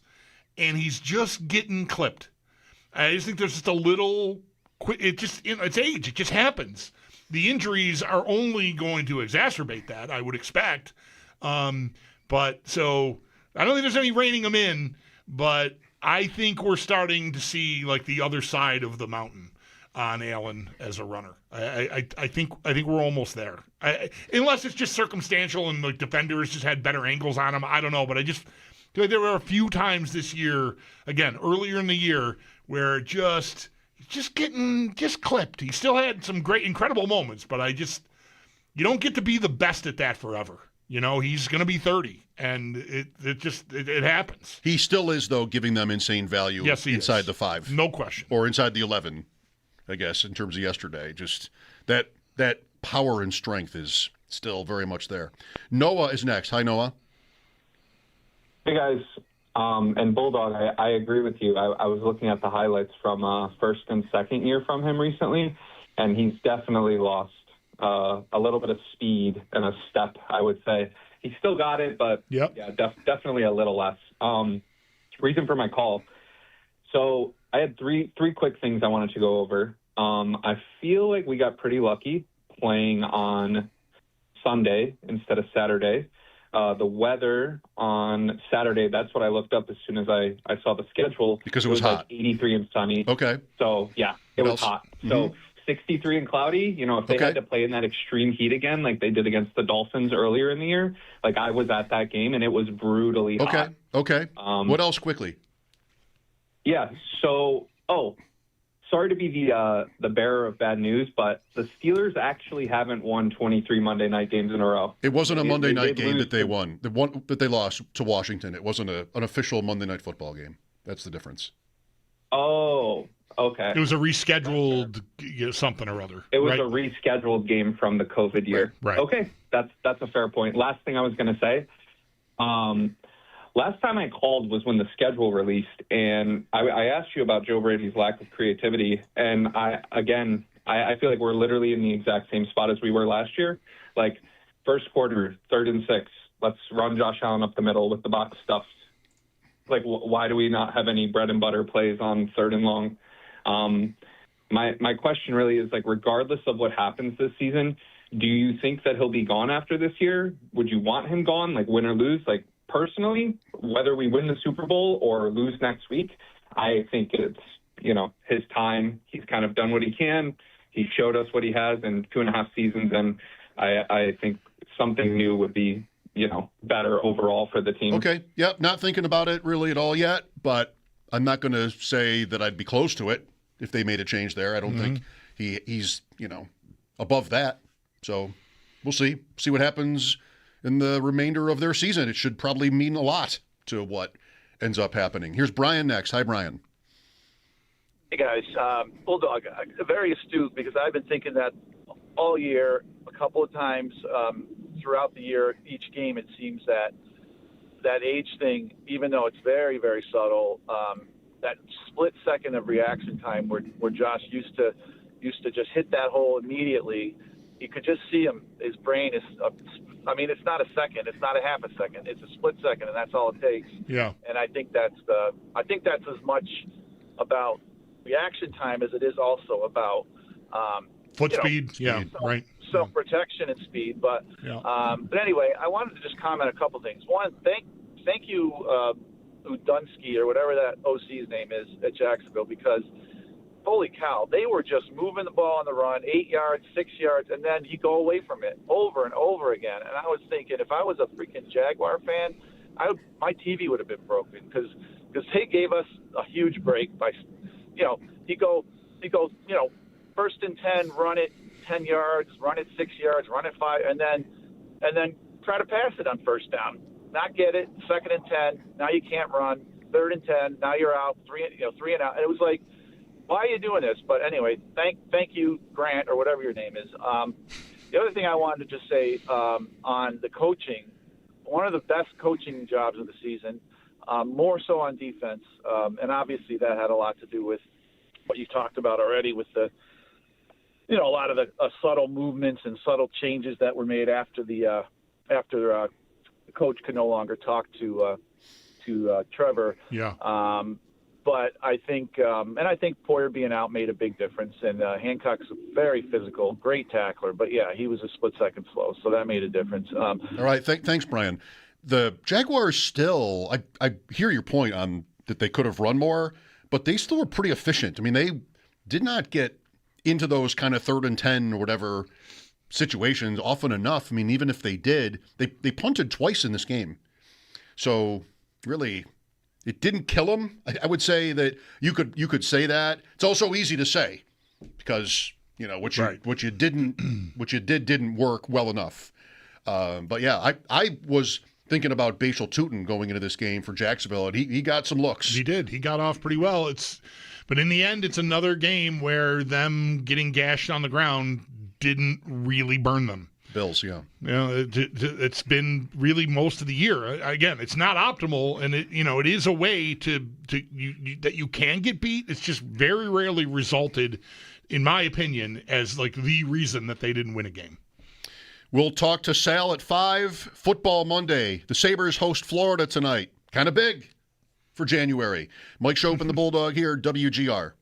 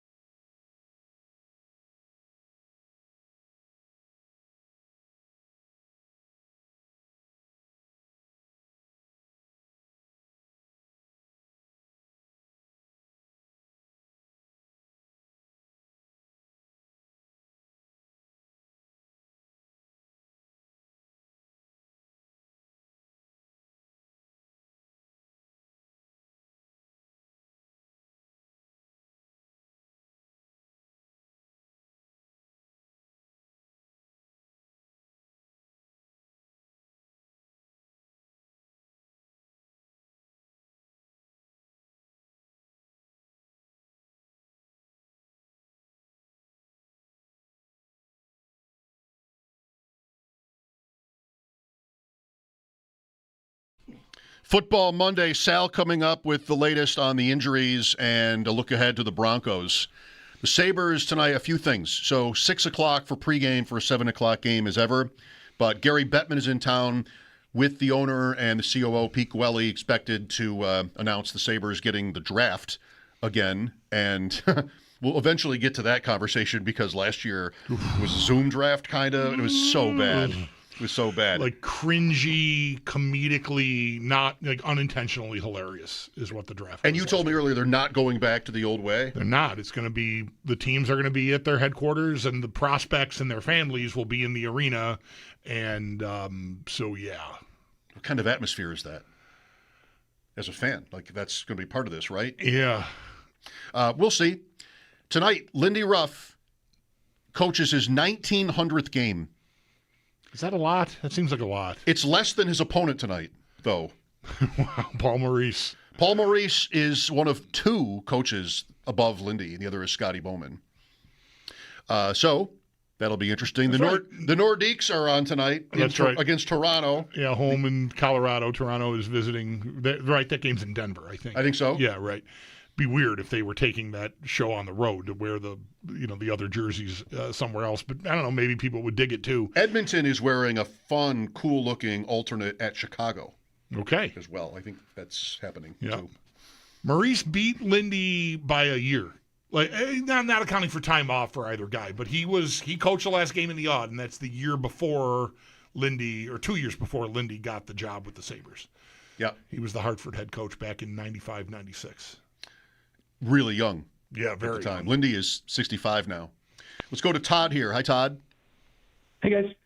I live in Denver. Moved out here in 2018, but this will be the first time the Bills have played in Denver and fans can go. I'm looking forward to going to the game on Saturday. But just want to talk about Josh's playoff prowess in franchise history. This is going to be his 15th game, playoff game in franchise history. Kelly played in 17, so he's only 2 away there after Saturday. And he's only 231 yards away from passing Kelly in all-time Bills passing yards in the postseason. So just taking a moment, step back and appreciate, this run that we've been on the last, 6 or 7 years. Oh, yeah. And how much fun it's been, Oh, my gosh, yes. I mean, it's really hard to overstate just what this has been. The only one team getting the bye impacts that. I mean, Kelly, a lot of years, only played the 2 games and then the Super Bowl, whereas Allen has had 3 every year because they've never had the singular number 1 seed bye. But Yeah, sure. 3 at the most. Yep. Yeah, right. I mean, how many of those years were bye week years for the Bills? Like 4, maybe 5 in 88 on. So, good point. All right. Thanks, Todd. Have fun out there. Sal Kapacio next. Mike Schopp and the Bulldog Football Monday here on WGR.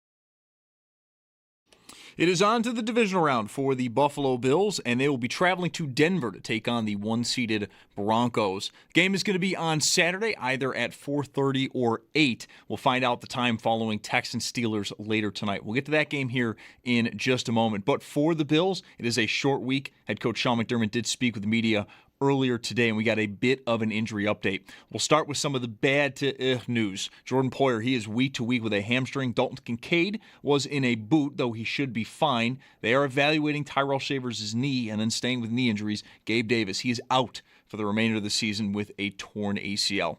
Now to some of the good news. The Bills are opening up the 21-day practice window for Ed Oliver and Curtis Samuel, and then all of Ty Johnson, Max Hairston, and Terrell Bernard are improving, and the team is going to see how the week goes. We'll get more, though, on what McDermott had to say with the media, as Sal Kapacio is going to join the show next, so do stay tuned for that. Now to tonight's action, though. The wild card round wraps up with the Steelers hosting the Texans. Kickoff just after 8:15. The winner of this game heads to New England. They will take on the Patriots. One big note, though, for this matchup. The Steelers are going to get back wide receiver DK Metcalf following his 2-game suspension. You can listen to the matchup over on our sister station, the Bet 1520, coverage starting just after 7. And then the other matchups over on the NFC, we do, of course, know them already. We are just waiting on the times. It is the NFC West Invitational and the Bears. 49ers at Seattle on Saturday, Rams at Bears on Sunday. And then also going on this evening, Sabres, winners of 13 of their last 14, host the Florida Panthers just after 7. Pregame coming up in just about an hour at 6. Both, of course, right here on WGR. But stay tuned at the start of pregame. Sabres are going to be holding a press conference. Owner Terry Pagula, COO Pete Gwelly, and NHL Commissioner Gary Bettman will be in attendance. It is expected to be an announcement that Buffalo will be holding the 2026 NHL Draft in June. That's your Paddock Chevrolet Sports Update. Paddock Chevrolet celebrating 90 years of being your hometown dealership. I'm Zach Jones for WGR Sports Radio 550.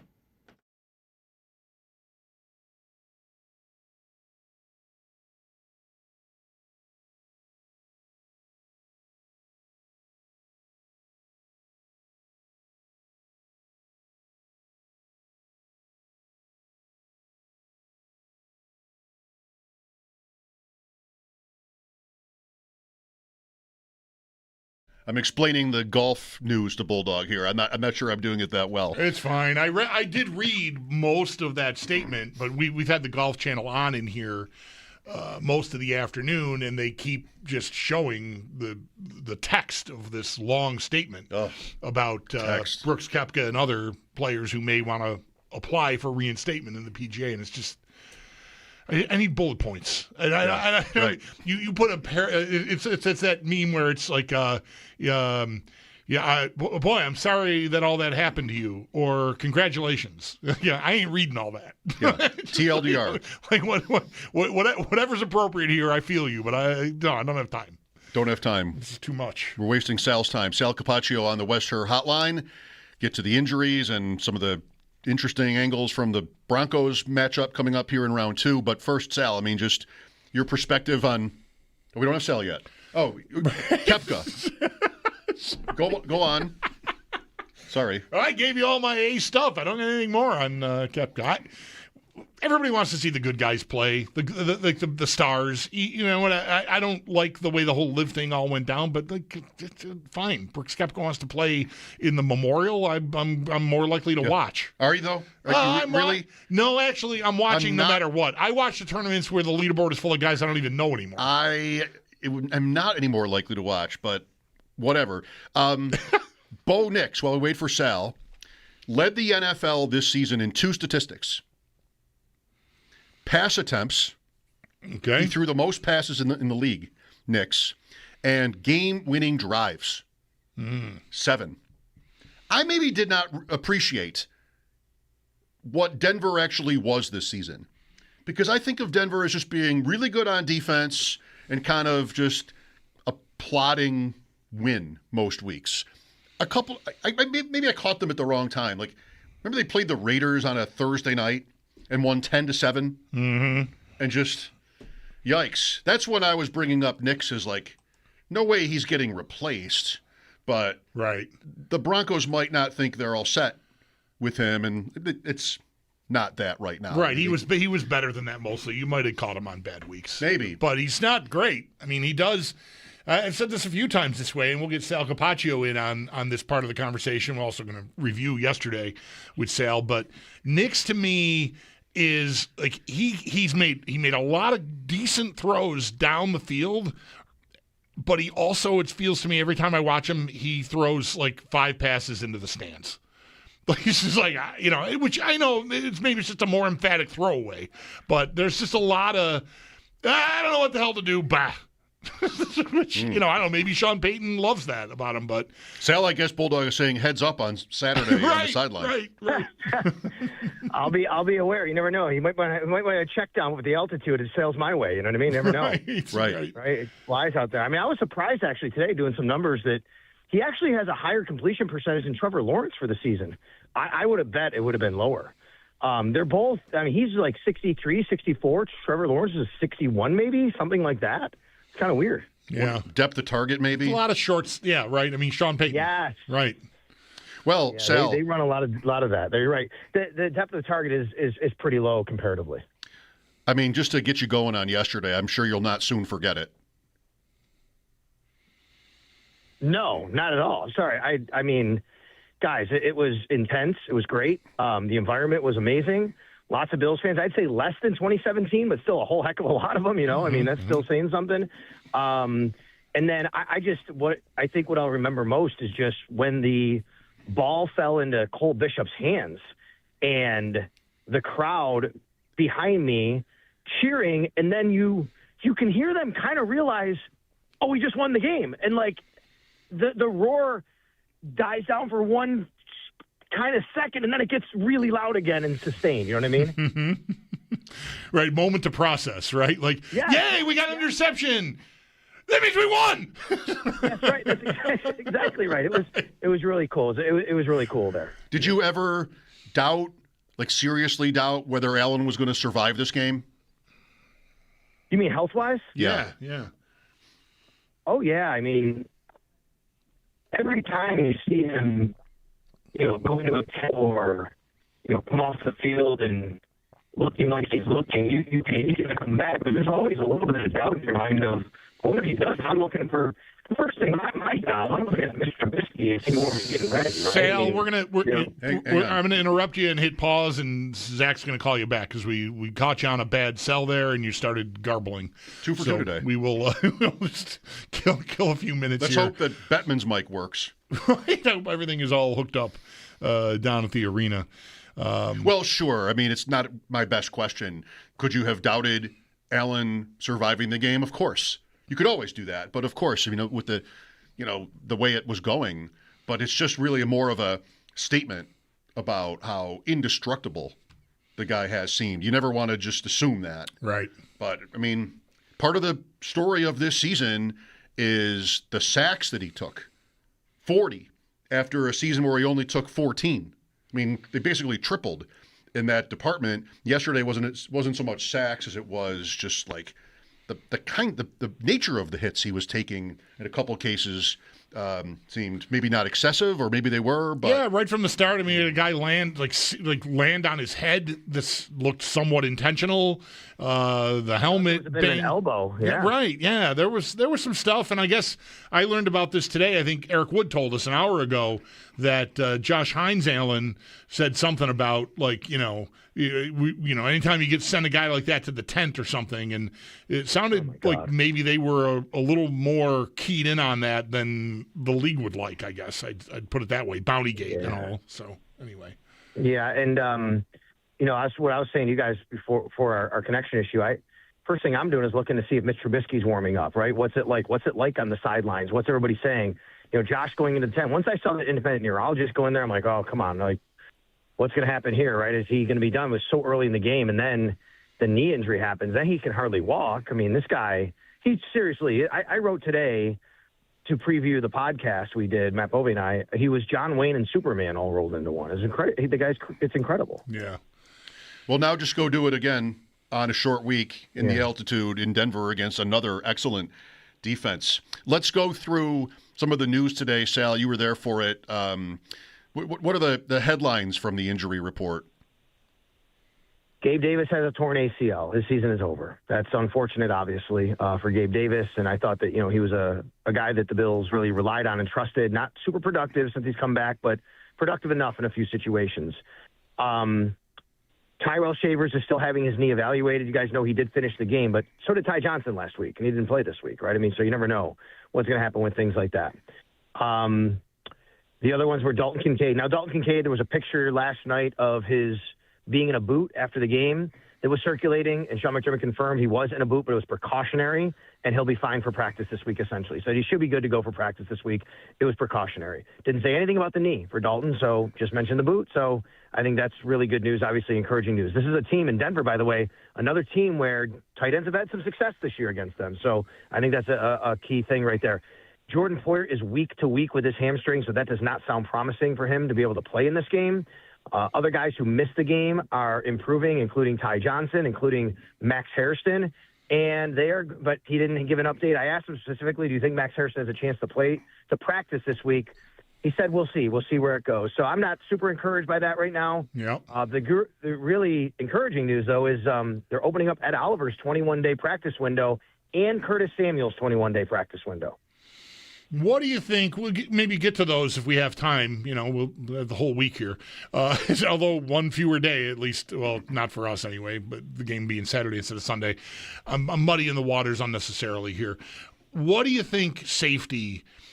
Hamlin started practicing last week, so maybe he's an option. But with no Poyer, Sal, it seemed very clear watching on TV that Jacksonville targeted Hancock once Poyer was out of there. And I don't know, maybe you know more about just how much, anecdotally, it would make sense that Poyer knows the defense obviously much better than a rookie and more seamlessly able to help disguising and flow from one look to another look without it maybe being as noticeable.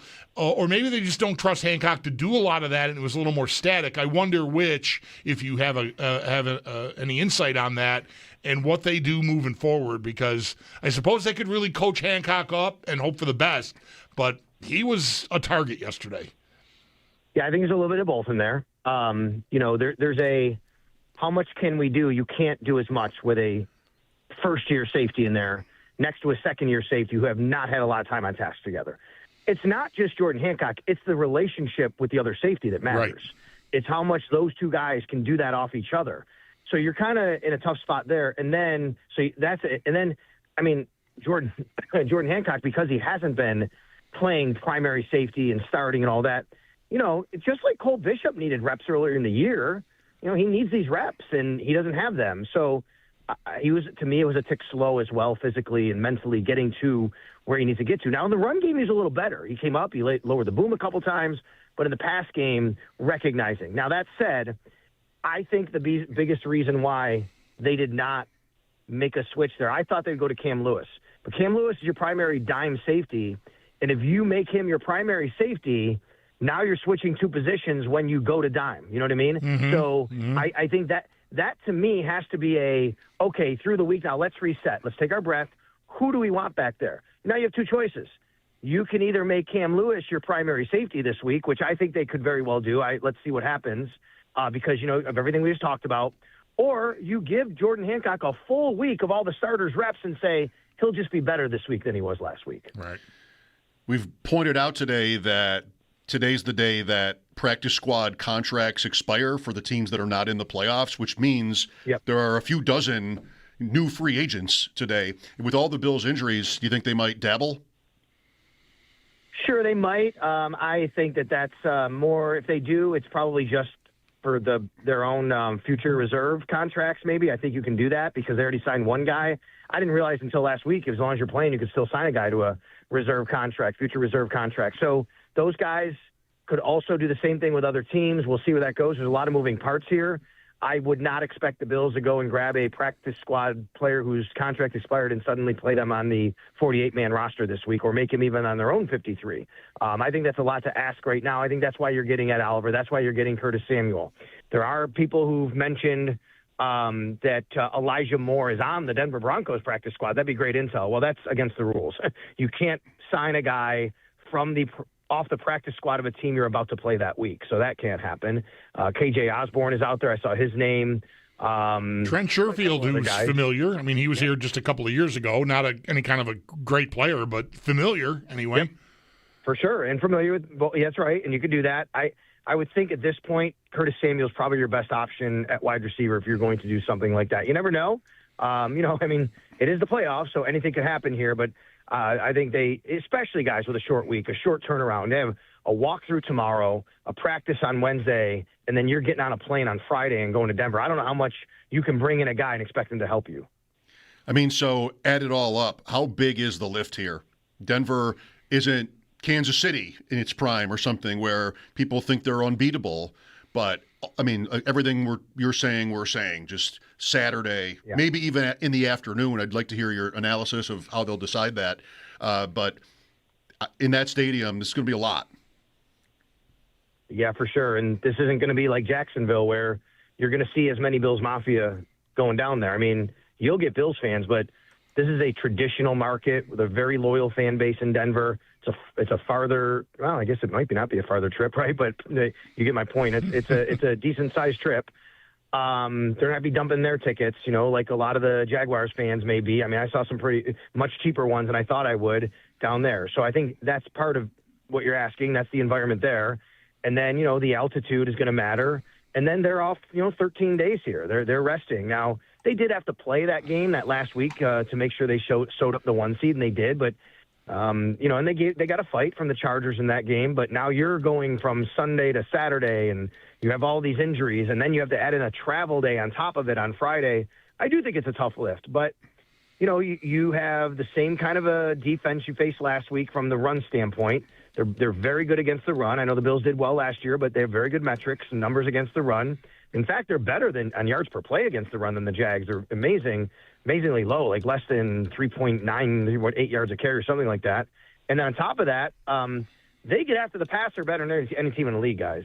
This is a team that has the highest sacks per pass attempt than any team in the National Football League. And I think that's the biggest difference between them and Jacksonville. Offensively, though, they are much more challenged than Jacksonville. They're not as consistent. They can make plays. We talked about Nix earlier. Nix is just really good out of structure, out of pocket. He'll make plays with his legs on the run. You keep him in the pocket, I think you have a really excellent chance to bottle them up. And they're not a great run team, but neither was Jacksonville, and they were still able to get for 6.7 yards a carry. So how do you think the league is planning to go about scheduling these games? This is all about networks, guys. It's all about networks. There are 4 networks, I believe, that have the games this weekend, all the 4, NBC, ABC, Fox, NBC, ESPN, Fox, CBS. I firmly believe CBS would love to have the Bills and put them in prime time. That's my guess. That would be Saturday prime time. I think they would love that game because we know it's Saturday, and that's Josh Allen. They want Josh Allen in prime time. That's Nance and Romo and Tracy. Like, that's their bread and butter, what they would do. But let's say Pittsburgh wins. I think that throws a monkey wrench into the equation because it could be Rodgers' last game. It would be Steelers, Patriots, pretty traditional there. Drake May. Maybe that gets moved and they go into primetime window, right? And that becomes a Sunday night game or something. I don't know. I just think maybe that becomes a CBS game on Sunday night. We'll see. Because I don't think that there's any – you can tell me if I'm wrong, Mike. I don't think there's any determination yet on which network has which days yet, right? No, I'm wondering that too. I'm wondering that too, but I don't know of any. Like, would NBC automatically be Sunday late rather? No. I'd have to look to see what happened last year. Well, that was Ravens-Bills, right? The Sunday 6 o'clock or 6:30 game was Ravens-Bills, and that was a CBS game. So I don't think there's necessarily any rhyme or reason to it, or at least that I know of. And that's why they're waiting now. That's why they said, we'll wait till tonight to have the times announced, because I think a lot just hinges on if it's going to be Texans at Patriots or Steelers at Patriots. We don't know that, and which network would want it. So that tells me that I think CBS is kind of toying with what they want to do there. I wish I knew the pecking order. Like, is there a draft? Yeah. Who gets I don't know. It's first a good pick? Question. I mean, is it just highest bidder? I have no idea. We do know the games, which days, though. Bills and Broncos are Saturday. Same with San Francisco and Seattle. They make this point, which is I think really notable for this week. Okay, the way that the NFL operations for the roster work. If the Bills have to play at 4:30, they have to make their elevations on Friday. If they play at 8, they can make their elevations on Saturday. That's a whole nother day to decide with some of these injuries. What's the point of that rule? I don't know, but it's the rule. And the rule is basically if you play on Sunday, you always have to do it on Saturday. Any other day, if it's prime time, it's the day of. But if it's before prime time, it's the day before. Okay. Doesn't matter what time zone I'm in. This is Mountain Time. That doesn't affect it. No, it's all based on Eastern for primetime purposes, I guess. But I do think that's notable. You know what I mean? Yeah, for sure. I mean, they might want to take some guys right to the wire here with the way this is gone for them this year and even just this past week. You know, it's a short week when Sal is the leader this week on this one. We get to the referee on Monday, Carl Cheffers. Sal found out they announced the refs for this game, Cheffers, which is a great name, but he seems completely humorless. It's not his job to be funny. But, he seems to get a lot of flags, though, comparatively to the rest of the crews. Now, it is a mixed crew, right? So we don't know. It doesn't have to be his crew. There's some might be 1 or 2 from his or whatever. He did do 3 Bills playoff games in a row, years in a row, I should say. Bengals loss at home, Steelers win at home, and Ravens win at home. He was the lead ref in those 3 games. I'd like to hear him preface all his calls with, "It gives me no pleasure to announce this, but illegal shift, number 68." He just has getting this guy to crack a smile. I'd like to see maybe Sal if you can take a shot at it. I don't know. All right. Well, thanks for yes. Anything else? Can I just ask you guys one question? I know you didn't ask me for any questions. I am curious because I did not listen to your post game. I apologize. I sometimes am able to on the bus ride. And I didn't listen today. I don't know your thought on the kneeling scoring situation. Yeah. I'm sure you have it. But I'm going to tell you, McDermott was great on that today. Oh, good. And I want you to find it and listen. And so was Joe Brady. But McDermott revealed that he actually he said, "I raised my hand to take a knee." And we're like, wait a minute. And then Tim Graham asked him, "Well, if you raised your hand to take a knee, who overruled you?" He said, "I did," after thinking about it. It was a real big discussion. Yeah. Yeah, I said on postgame, and I repeated it again today, Sal, that, optimally, of course, who doesn't want to run the timeout, right? Run 40 seconds off, leave them less time. But I don't know how rehearsed you are at not losing yardage on a kneel down, right? I mean, the way Jacksonville defended that play, you look at it now and go, well, Allen could have just stopped short of the goal line and knelt. But you're asking guys to do something that maybe they haven't even practiced, which is one thing. You're in the end zone. Noise definitely would be a factor. Fatigue at the end of the game. All I need is a flinch on that, and I'm all of a sudden I'm back at the 6-yard line. Not to mention a flub snap or something. So yes, in a vacuum, run the timeout. That's what you want to do, and leave your opponent, as little time as possible. But I think there's a lot of factors that you got to consider that at least make it a conversation and not a lot of reaction right after the game was, how stupid. It was obvious what you should do. And I right away wanted to raise my hand and say they're based on a negative outcome, but the negative outcome is real. You are in a cauldron down there. And furthermore, Sal, they've called that motion on that type of play really arbitrarily this year. I mean, what isn't arbitrarily ruled on in the NFL? But that play specifically, all I need is one side judge with in his head, well, the league maybe doesn't love this play. Let me see if I can, just go score.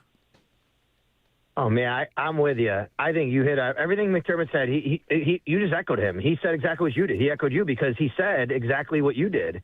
In fact, Joe Brady might have too. But basically, all of that is right. I agree. I said immediately, we actually debated it during the commercial break or during a break or something on the broadcast. We talked about it. Me and Eric brought it up. Eric's like, well, do you think about doing this? I think Chris and I were like, no, you got to score. There is a chance for a fumble. There's a chance for a penalty. But here's the other thing that I think people are forgetting, and you're right, 100% Bulldog, on how much – Sean brought this up. How much do you practice that? He said, people think it's easy to just say, oh, just take a knee and don't lose yardage. Well, who does that? You can't just decide that you're going to do that in that moment when you haven't done it.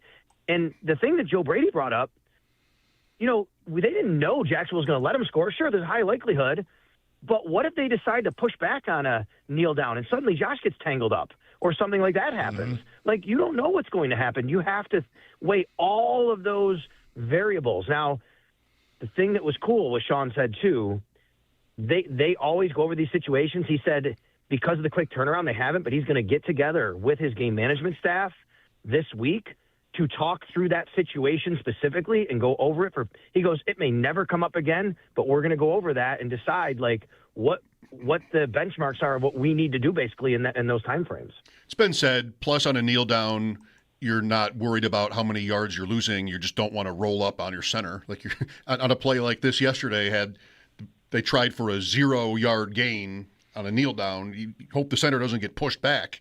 Then you're just sort of landing on his lower legs. Right, and you're giving up. You're giving up ground. Right. All right. Thanks, Sal. Thanks for bringing that up too. Yep. That's Sal Kapacio on the Western Hotline. His appearances are brought to you by New York's only outlet liquor. When you need to stock up, it's the place to buy a case. What's your outlet? Very good that he brought that up. I'm doing ref jokes.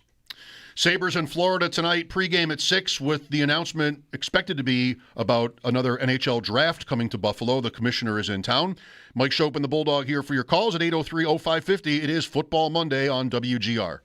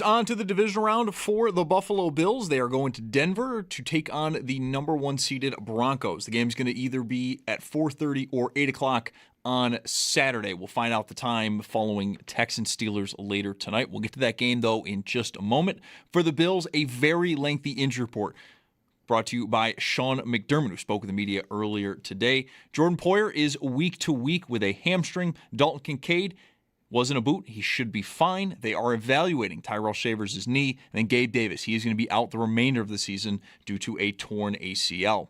The Bills, though, they are also opening up the 21-day practice window for Ed Oliver and Curtis Samuel. And then good news for all of Ty Johnson, Max Harrison, and Terrell Bernard. They are all progressing, and they're going to see how the week goes if any of them could practice this week. Tonight, though, the wild card match round does wrap up with Steelers hosting the Texans. Kickoff is just after 8:15, and the winner of that game is going to head to New England to take on the Patriots. You can listen to tonight's game over on our sister station, the Bet 1520, with coverage beginning at 7. And then also going on tonight, Sabres, winners of 13 of their last 14, host the Florida Panthers just after 7. Pre-game coming up in about a half hour at 6.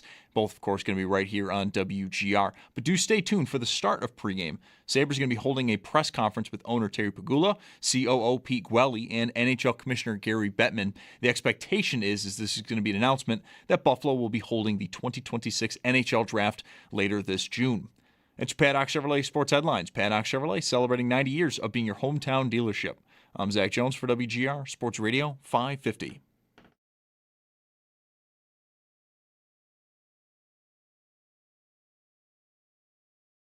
I mean, come on, like, who would not want to bleed time off that clock? It is a slippery slope, though, at the same time. If you try and get too cute, all of a sudden take yourself out of, call it quarterback sneak position, now you're running different plays. And now the chance for a negative play to come into play becomes more and more real. So there's a downside to that. Listen, I was raising my hand, let's take time off the clock, just say that, and so it's like, I wanted to make sure that we didn't get too cute. When it's a little gray, you say, hey, let's trust our defense, and they did a phenomenal job.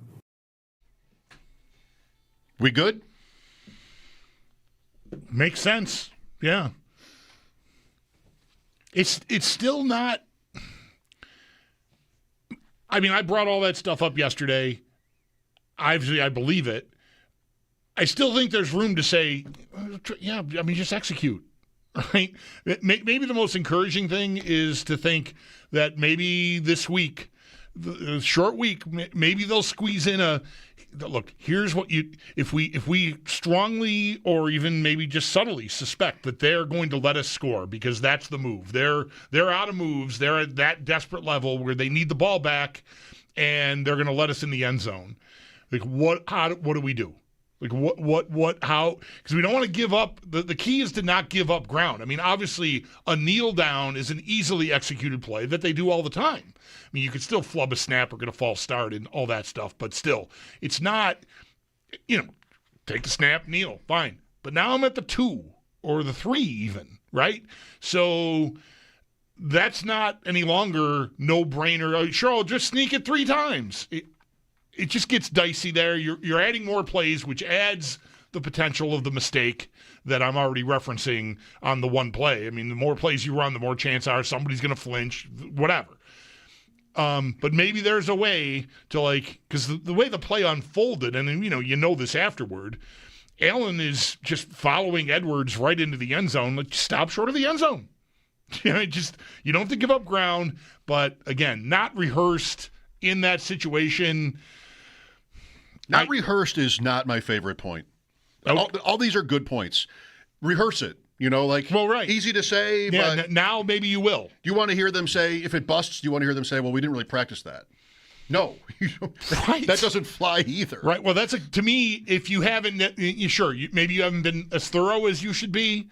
But I would not want to run a play I haven't practiced. With my playoff life on the line. It's a dive, but you're diving intentionally short. Also, I think if the Bills had done that, I think that takes or should have taken let them score off the table. Right, now it's 22 seconds. And they're defending. My best chance is to goal line stand this thing, not kick a tying field goal with, that little time left. Right. I just think it was also, and you're not saying different, what a relief for Jacksonville that happened. Because now I need, maybe I even get a good kick return. Yep. Callers telling me that they had Washington open deep on the interception play, but Lawrence gets some pressure from Bosa, and that's not luck. It's just like they were driving at will. Like, they were so close. They probably even, this is always so easy after the fact, the way Jacksonville was playing, and based on that matchup, probably they could have even run the ball. If they're thinking that midfield gets them a makeable field goal. Anyway, no settling it probably. I don't know if the win probability really helps the Bills. I can't find it with timeouts involved anyway. It's not, to me, it's not all of his explanation and whatever explanations I've offered and however similar they aren't, I'm not dug in to the point where I would die on the hill, because I still, McDermott said he's right. I was not raising my hand. I was yelling at the TV, which I told Eric Wood a couple hours ago. I never do that when I'm watching these games, but I'm like, no, you got to kill you. Oh, no, too early. Right? We're all so marred by 13 seconds that a minute feels like, half a quarter left. I got a minute? Oh, come on. Minutes an hour now. Minutes are the new hours. That's right. Eric is with us. Hello. Hi. Thanks for taking my call. Just a quick point I wanted to make as far as if we had attempted to kneel down and to take some time off the clock, I mean, nothing would put it past me if I was the coach of the Jaguars to maybe fake an injury to stop the clock. And then you have a 10-second runoff, and then instead of being able to bleed 40 seconds off, you only have the 10-second runoff. And then you're in a situation where you're a yard further away from the goal line, and it's second down, and you still have roughly the same amount of time left to kick a field goal if you're Jacksonville. So I don't think you hesitate to get the points when you can get them. And I don't know, it hasn't been said, and I think that's a interesting thought. So it's another piece. Yeah. I mostly have just wanted to present a reason why, because when these things happen, we know how it is. Twitter, post-game shows, Monday through Friday shows. It's so obvious you should have done the thing that you didn't do. It's so obvious. And I don't think in this case it's so obvious because of all of these other scenarios that have been presented. I think there are things that you could really regret. I don't know, game theory wise, what the percentage chance of any of those were. The thing I would be most fearful about is the officiating. That play has been a flashpoint. They've been trying to get it out of the game for 2 off seasons now. So if I got a ref that's, a little excited, I won't use the phrasing I would use in a bar if I were, but you know what I mean. All they've got to do is throw the flag. I saw the right guard flinch. Well, now I'm at the 6-yard line. No thanks. Fair point. Like it. Thanks, Eric. Here's Tom next. Hi, Tom. Hey, guys. I mean, just to what Bulldog just said right there, I agree. You run the risk. It'd be the most Billsy thing ever to get a false start or Allen slips or a bad snap and a fumble. You score. They're letting you score. You score. They have no timeouts. They're forced to throw against the number one pass defense, and Trey White is playing out of his mind. The end. Okay. Yeah, that's another one. The slip. I mean, we had this is before the tush push was really in vogue. It was more still a traditional quarterback sneak. But we had Allen trip at the goal line against Tennessee. Anything. 5 years ago? Yeah, anything can happen.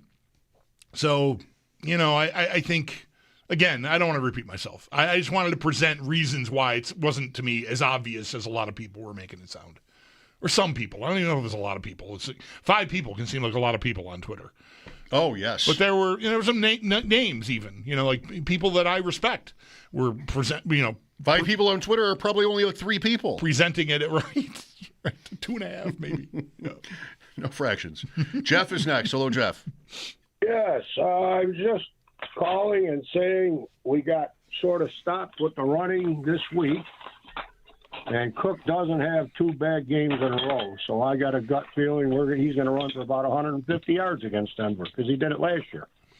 Okay. I hope that's right. They did do a great job on them against the ground, on the ground last year against Denver in the playoff game. So, yeah, I mean, I hope it holds true. We did hear a lot about how Denver, how strong they were in that respect last year, and the Bills really, remember the game. I mean, Denver got out to a 7-0 lead, and then the Bills scored 31 points. Yes, I do. I was a little shaken up early by that long Troy Franklin touchdown catch. This could be interesting, and it was not interesting at all.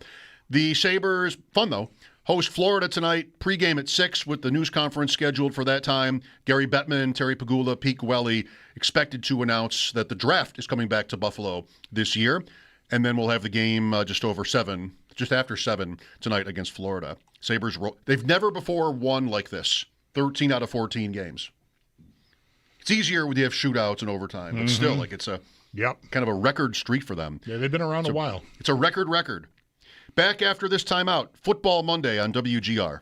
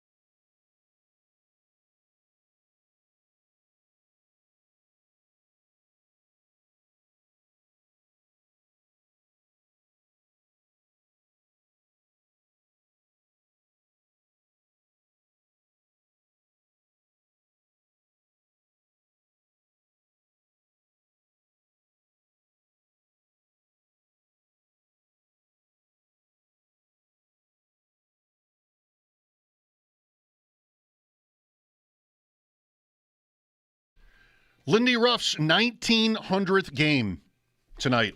Sabres and Panthers. Paul Maurice, Florida coach, has more than that, and Scotty Bowman has more still. That's the list, though. That's the top three. Ruff, by the way, is also second all-time in games coached for one team. The Stars. No, the Sabres. That's the most games he's coached for. And first in that category is... He also, this coach, I don't believe, ever coached another team in your lifetime. Oh, boy. Oh, boy. Toe Blake. I don't know. Let me see. Is that in your life? Is that possibly Al Arbor? Oh, right. Yeah, that was gettable. 1,500 something, I think it is. Let's go to Rob next. Hi, Rob. Hey, fellas. Just another point, just to exhaust this whole killing time at the end thing, and if it was already brought up, I apologize. I think, from my perspective, if you're down 3 points there, I think it gives you a lot more leeway to play with that a little bit more, take the knee if you need to, try to kill clock, work that to your advantage a little bit better. But because they were down 4 and they absolutely needed a touchdown, I just think it's too dangerous to play around with that too much. You got to get the points for all the reasons everyone's already said. Okay, you might be right, but I don't know. You got a chance to win a playoff game. I mean, sure, the field goal worst case scenario, I can tie the game. Boy, you're at the 1 yard line. I don't know if it makes that much of a difference to me. If you're down 3 and you get the touchdown, then the field goal doesn't hurt you coming back, right? Either. So Jacksonville would have to have gotten in the end zone themselves. Tonight, Houston at Pittsburgh. Thoughts? I mean, need it be said, a lot of the juice got taken out by the Chargers being so limp yesterday against New England. Good word for it. But still, sure, I mean, I'm still where I was on Friday thinking about this game. Houston would impress me, even though I don't think Pittsburgh's very good at all and much of a threat. I think it'd be a really good job for a Houston team that just hasn't really proven much of anything other than they can really beat you up at home with their pass rush. I think it's a tough spot for them. I think this might as well be a Baltimore Steelers game to me. Like you're 18-15 or whatever, one of those. I think it's that game, and I think Houston. I'd be impressed if Houston went in there and won. I don't think that highly of Pittsburgh, but I think it's a tough spot. So I like the Steelers, and I like them with the points. They're getting still 3. Is that still the line? I haven't looked today. I am looking right now. It's 3. Okay. 38.5. Yeah, I like Pittsburgh. So 21-18, that kind of game. Kind of what you said. Will C.J. Stroud do what Justin Herbert could not do last night, or even Trevor Lawrence? I mean, one thing about Lawrence is I'm always banging on him for just how he doesn't really use his body to be physical like Allen does, and there were a couple of plays yesterday, one in particular 4th and 2 in the second quarter, where that was very costly to the Jaguars. I mean, is this the playoffs or not? Can Stroud raise his level in this game? And he might have to. Maybe he doesn't have to against Pittsburgh. I don't know. But you just want to see him stay cool, and also go all out, but not press, not force passes, just kind of look like this is a different deal for him. He does have some playoff experience. They won at home maybe twice.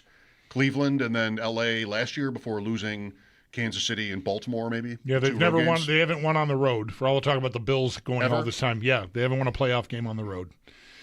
So, they haven't been around forever either. They had a 24-0 lead in Kansas City that one year, and they lost by 30. That's right. Something like that. Yeah. That was pretty crazy. Yes, it was. Yes. I could use, a couple of the key guys to pop in fantasy stuff, not that you care. Gainwell. Mm-hmm. Metcalf back. I thought maybe the tournament field I'm in would have perhaps a little bit forgot about him. I'll bet you get paid off on Gainwell. I'll bet that happens. I mean, if Pittsburgh scores 21 points, I would like him to get a touchdown in the game. And then Nico Collins, although you don't really see those ceiling games from him anymore, it seems, but they're in there. So that'd be all right, too. Houston at Pittsburgh on the Bet 1520 tonight. We've got the Sabres, and it starts next with pregame coverage and the press conference downtown. expected to be the announcement of the draft coming back to Buffalo later this year. Mike Schopp and the Bulldog here. This is WGR.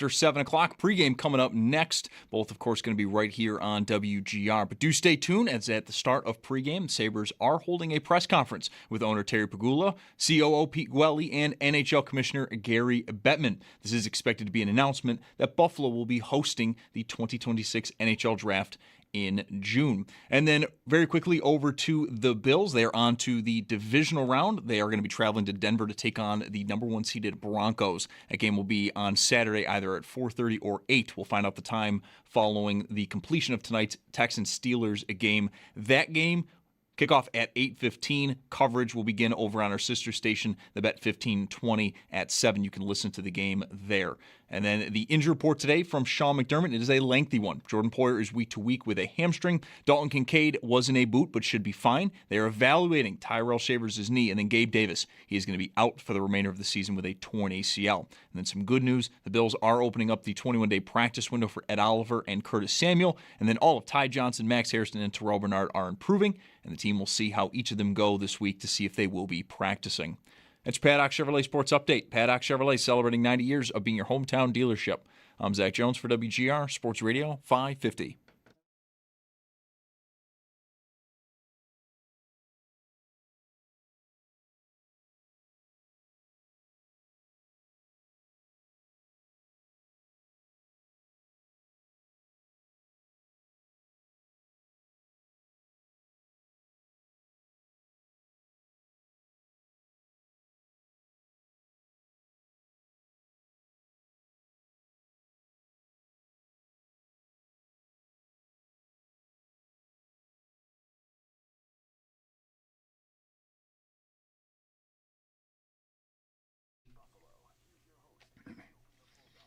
The Sabres host the Panthers in just over an hour. The Panthers actually behind the Sabres in the standings. Different format tonight as we send you now downtown.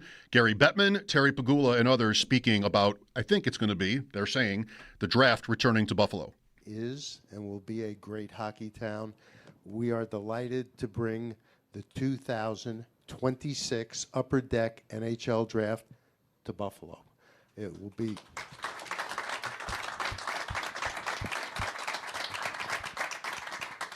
I'm not used to that. We could do that again. They're not booing you, Gary. We love the cheers. It'll be on June 26th and 27th. We will continue on our decentralized format, but being here, we'll probably use 1,800 room nights. We'll bring in the prospects somewhere between 90 and 100 the way we normally do, and we will make this into our usual big event, and we're thrilled to do that. And it also is a testament to everything that Terry Pegula has done in Buffalo. His commitment to this city, this region, whether it's for the Sabres, the area around the arena, or the new football stadium, you've got great ownership here, and I hope everybody in Buffalo appreciates that. Just one other thing to throw in. Today we're also releasing the mid-season rankings of prospects, brought to you by Body Armor, and so it's a nice tie-in with the fact that we'll be here for the draft. I love it. And Commissioner, you touched on it there, but why Buffalo? This is a place that's hosted the Combine since 2015. Can you expand on that a little bit more? This is a place where hockey really matters. Great fans, great history and tradition, hockey at all levels of the game, grassroots on up, and people have always supported and been enthusiastic about hockey, particularly when the team is as competitive as this one looks. So it's an exciting opportunity to bring it back. Just a little factoid, other than the Montreal Canadiens, after this draft takes place, Buffalo will have hosted more drafts than any other club in the NHL. So it's a place we're familiar with. We know the hospitality will be great, and we know the city and the organization, the Sabres, will do a great job. Perfect timing to bring in Terry. What does it mean to you to bring the draft here to Buffalo? Well, I consider us Canada South. We love our Canadian fans and appreciate the support they give us, but also in Western New York, like Gary said, grassroots. I started as a Sabres fan. My son played hockey since he was a little guy. Played mites, to add to the scouting combine, the referee clinic, and the World Juniors we've had here, the support and the enthusiasm. It's a great place to hold a hockey event, I believe. You touched on some of those great events. What do you hope the prospects take away from spending time here, being here, and what are your fondest memories from hosting events like these? Well, the last draft we held in 16 was, to me, an eye-opener because I looked in the crowd, and you watch, and my daughter's a professional tennis player, and I look at the hopes and dreams in every set of eyes that was in the crowd, and sometimes you'd see smiles, sometimes you'd see, sadness because it wasn't that person, but it's really, really opened your eyes to see these young kids that are and my message to them at the last draft was, if you don't get drafted tonight, don't give up. Keep working. If you get drafted later than you thought, keep working hard. Never give up and make that dream a reality. Sports, such a special thing, and such is hockey. All right, Commissioner, what events and things can the fans and these prospects look forward to seeing? I'm sure your mind is churning with ideas. There'll be a pre-event fan fest.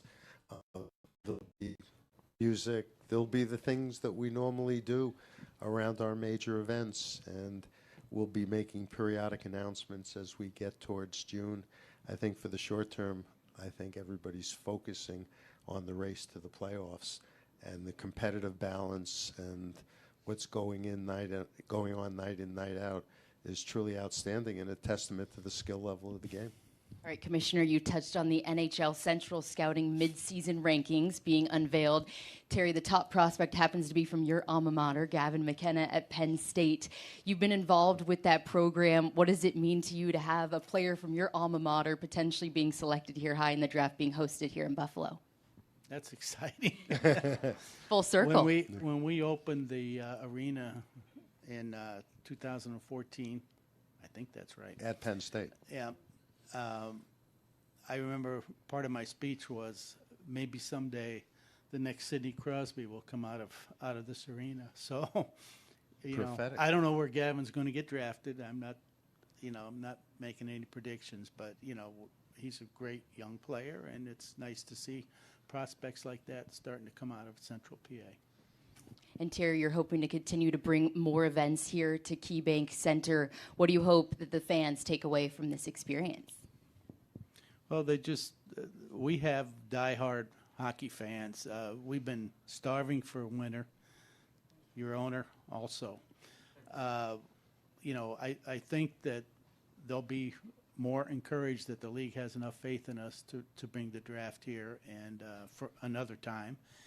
And, that's exciting for our fans should take.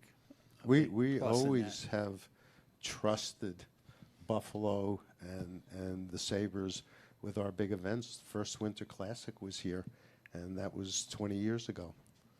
And look at what that's led to. 44 total outdoor games and still counting. And finally, before we have some photo opportunities, Commissioner, what do you hope these 100-plus prospects who come here to Buffalo take away? I hope they take away the fact that they're now stepping up to another level of the game. We are the best hockey league, if not the best sports league in the world, and that it's an honor and a privilege to play. And when you play for one of our organizations, like the Sabres, in a city that loves hockey, like Buffalo, you're in for a world-class experience. Exciting times. Thank you all so much for being here. We're going to have some photo opportunities. Commissioner Terry, you're going to take a photo, and then we'll welcome up Pete and Laura in just a moment. So we'll move these chairs, and we'll have the photo ops. Great. Awesome. Thank you.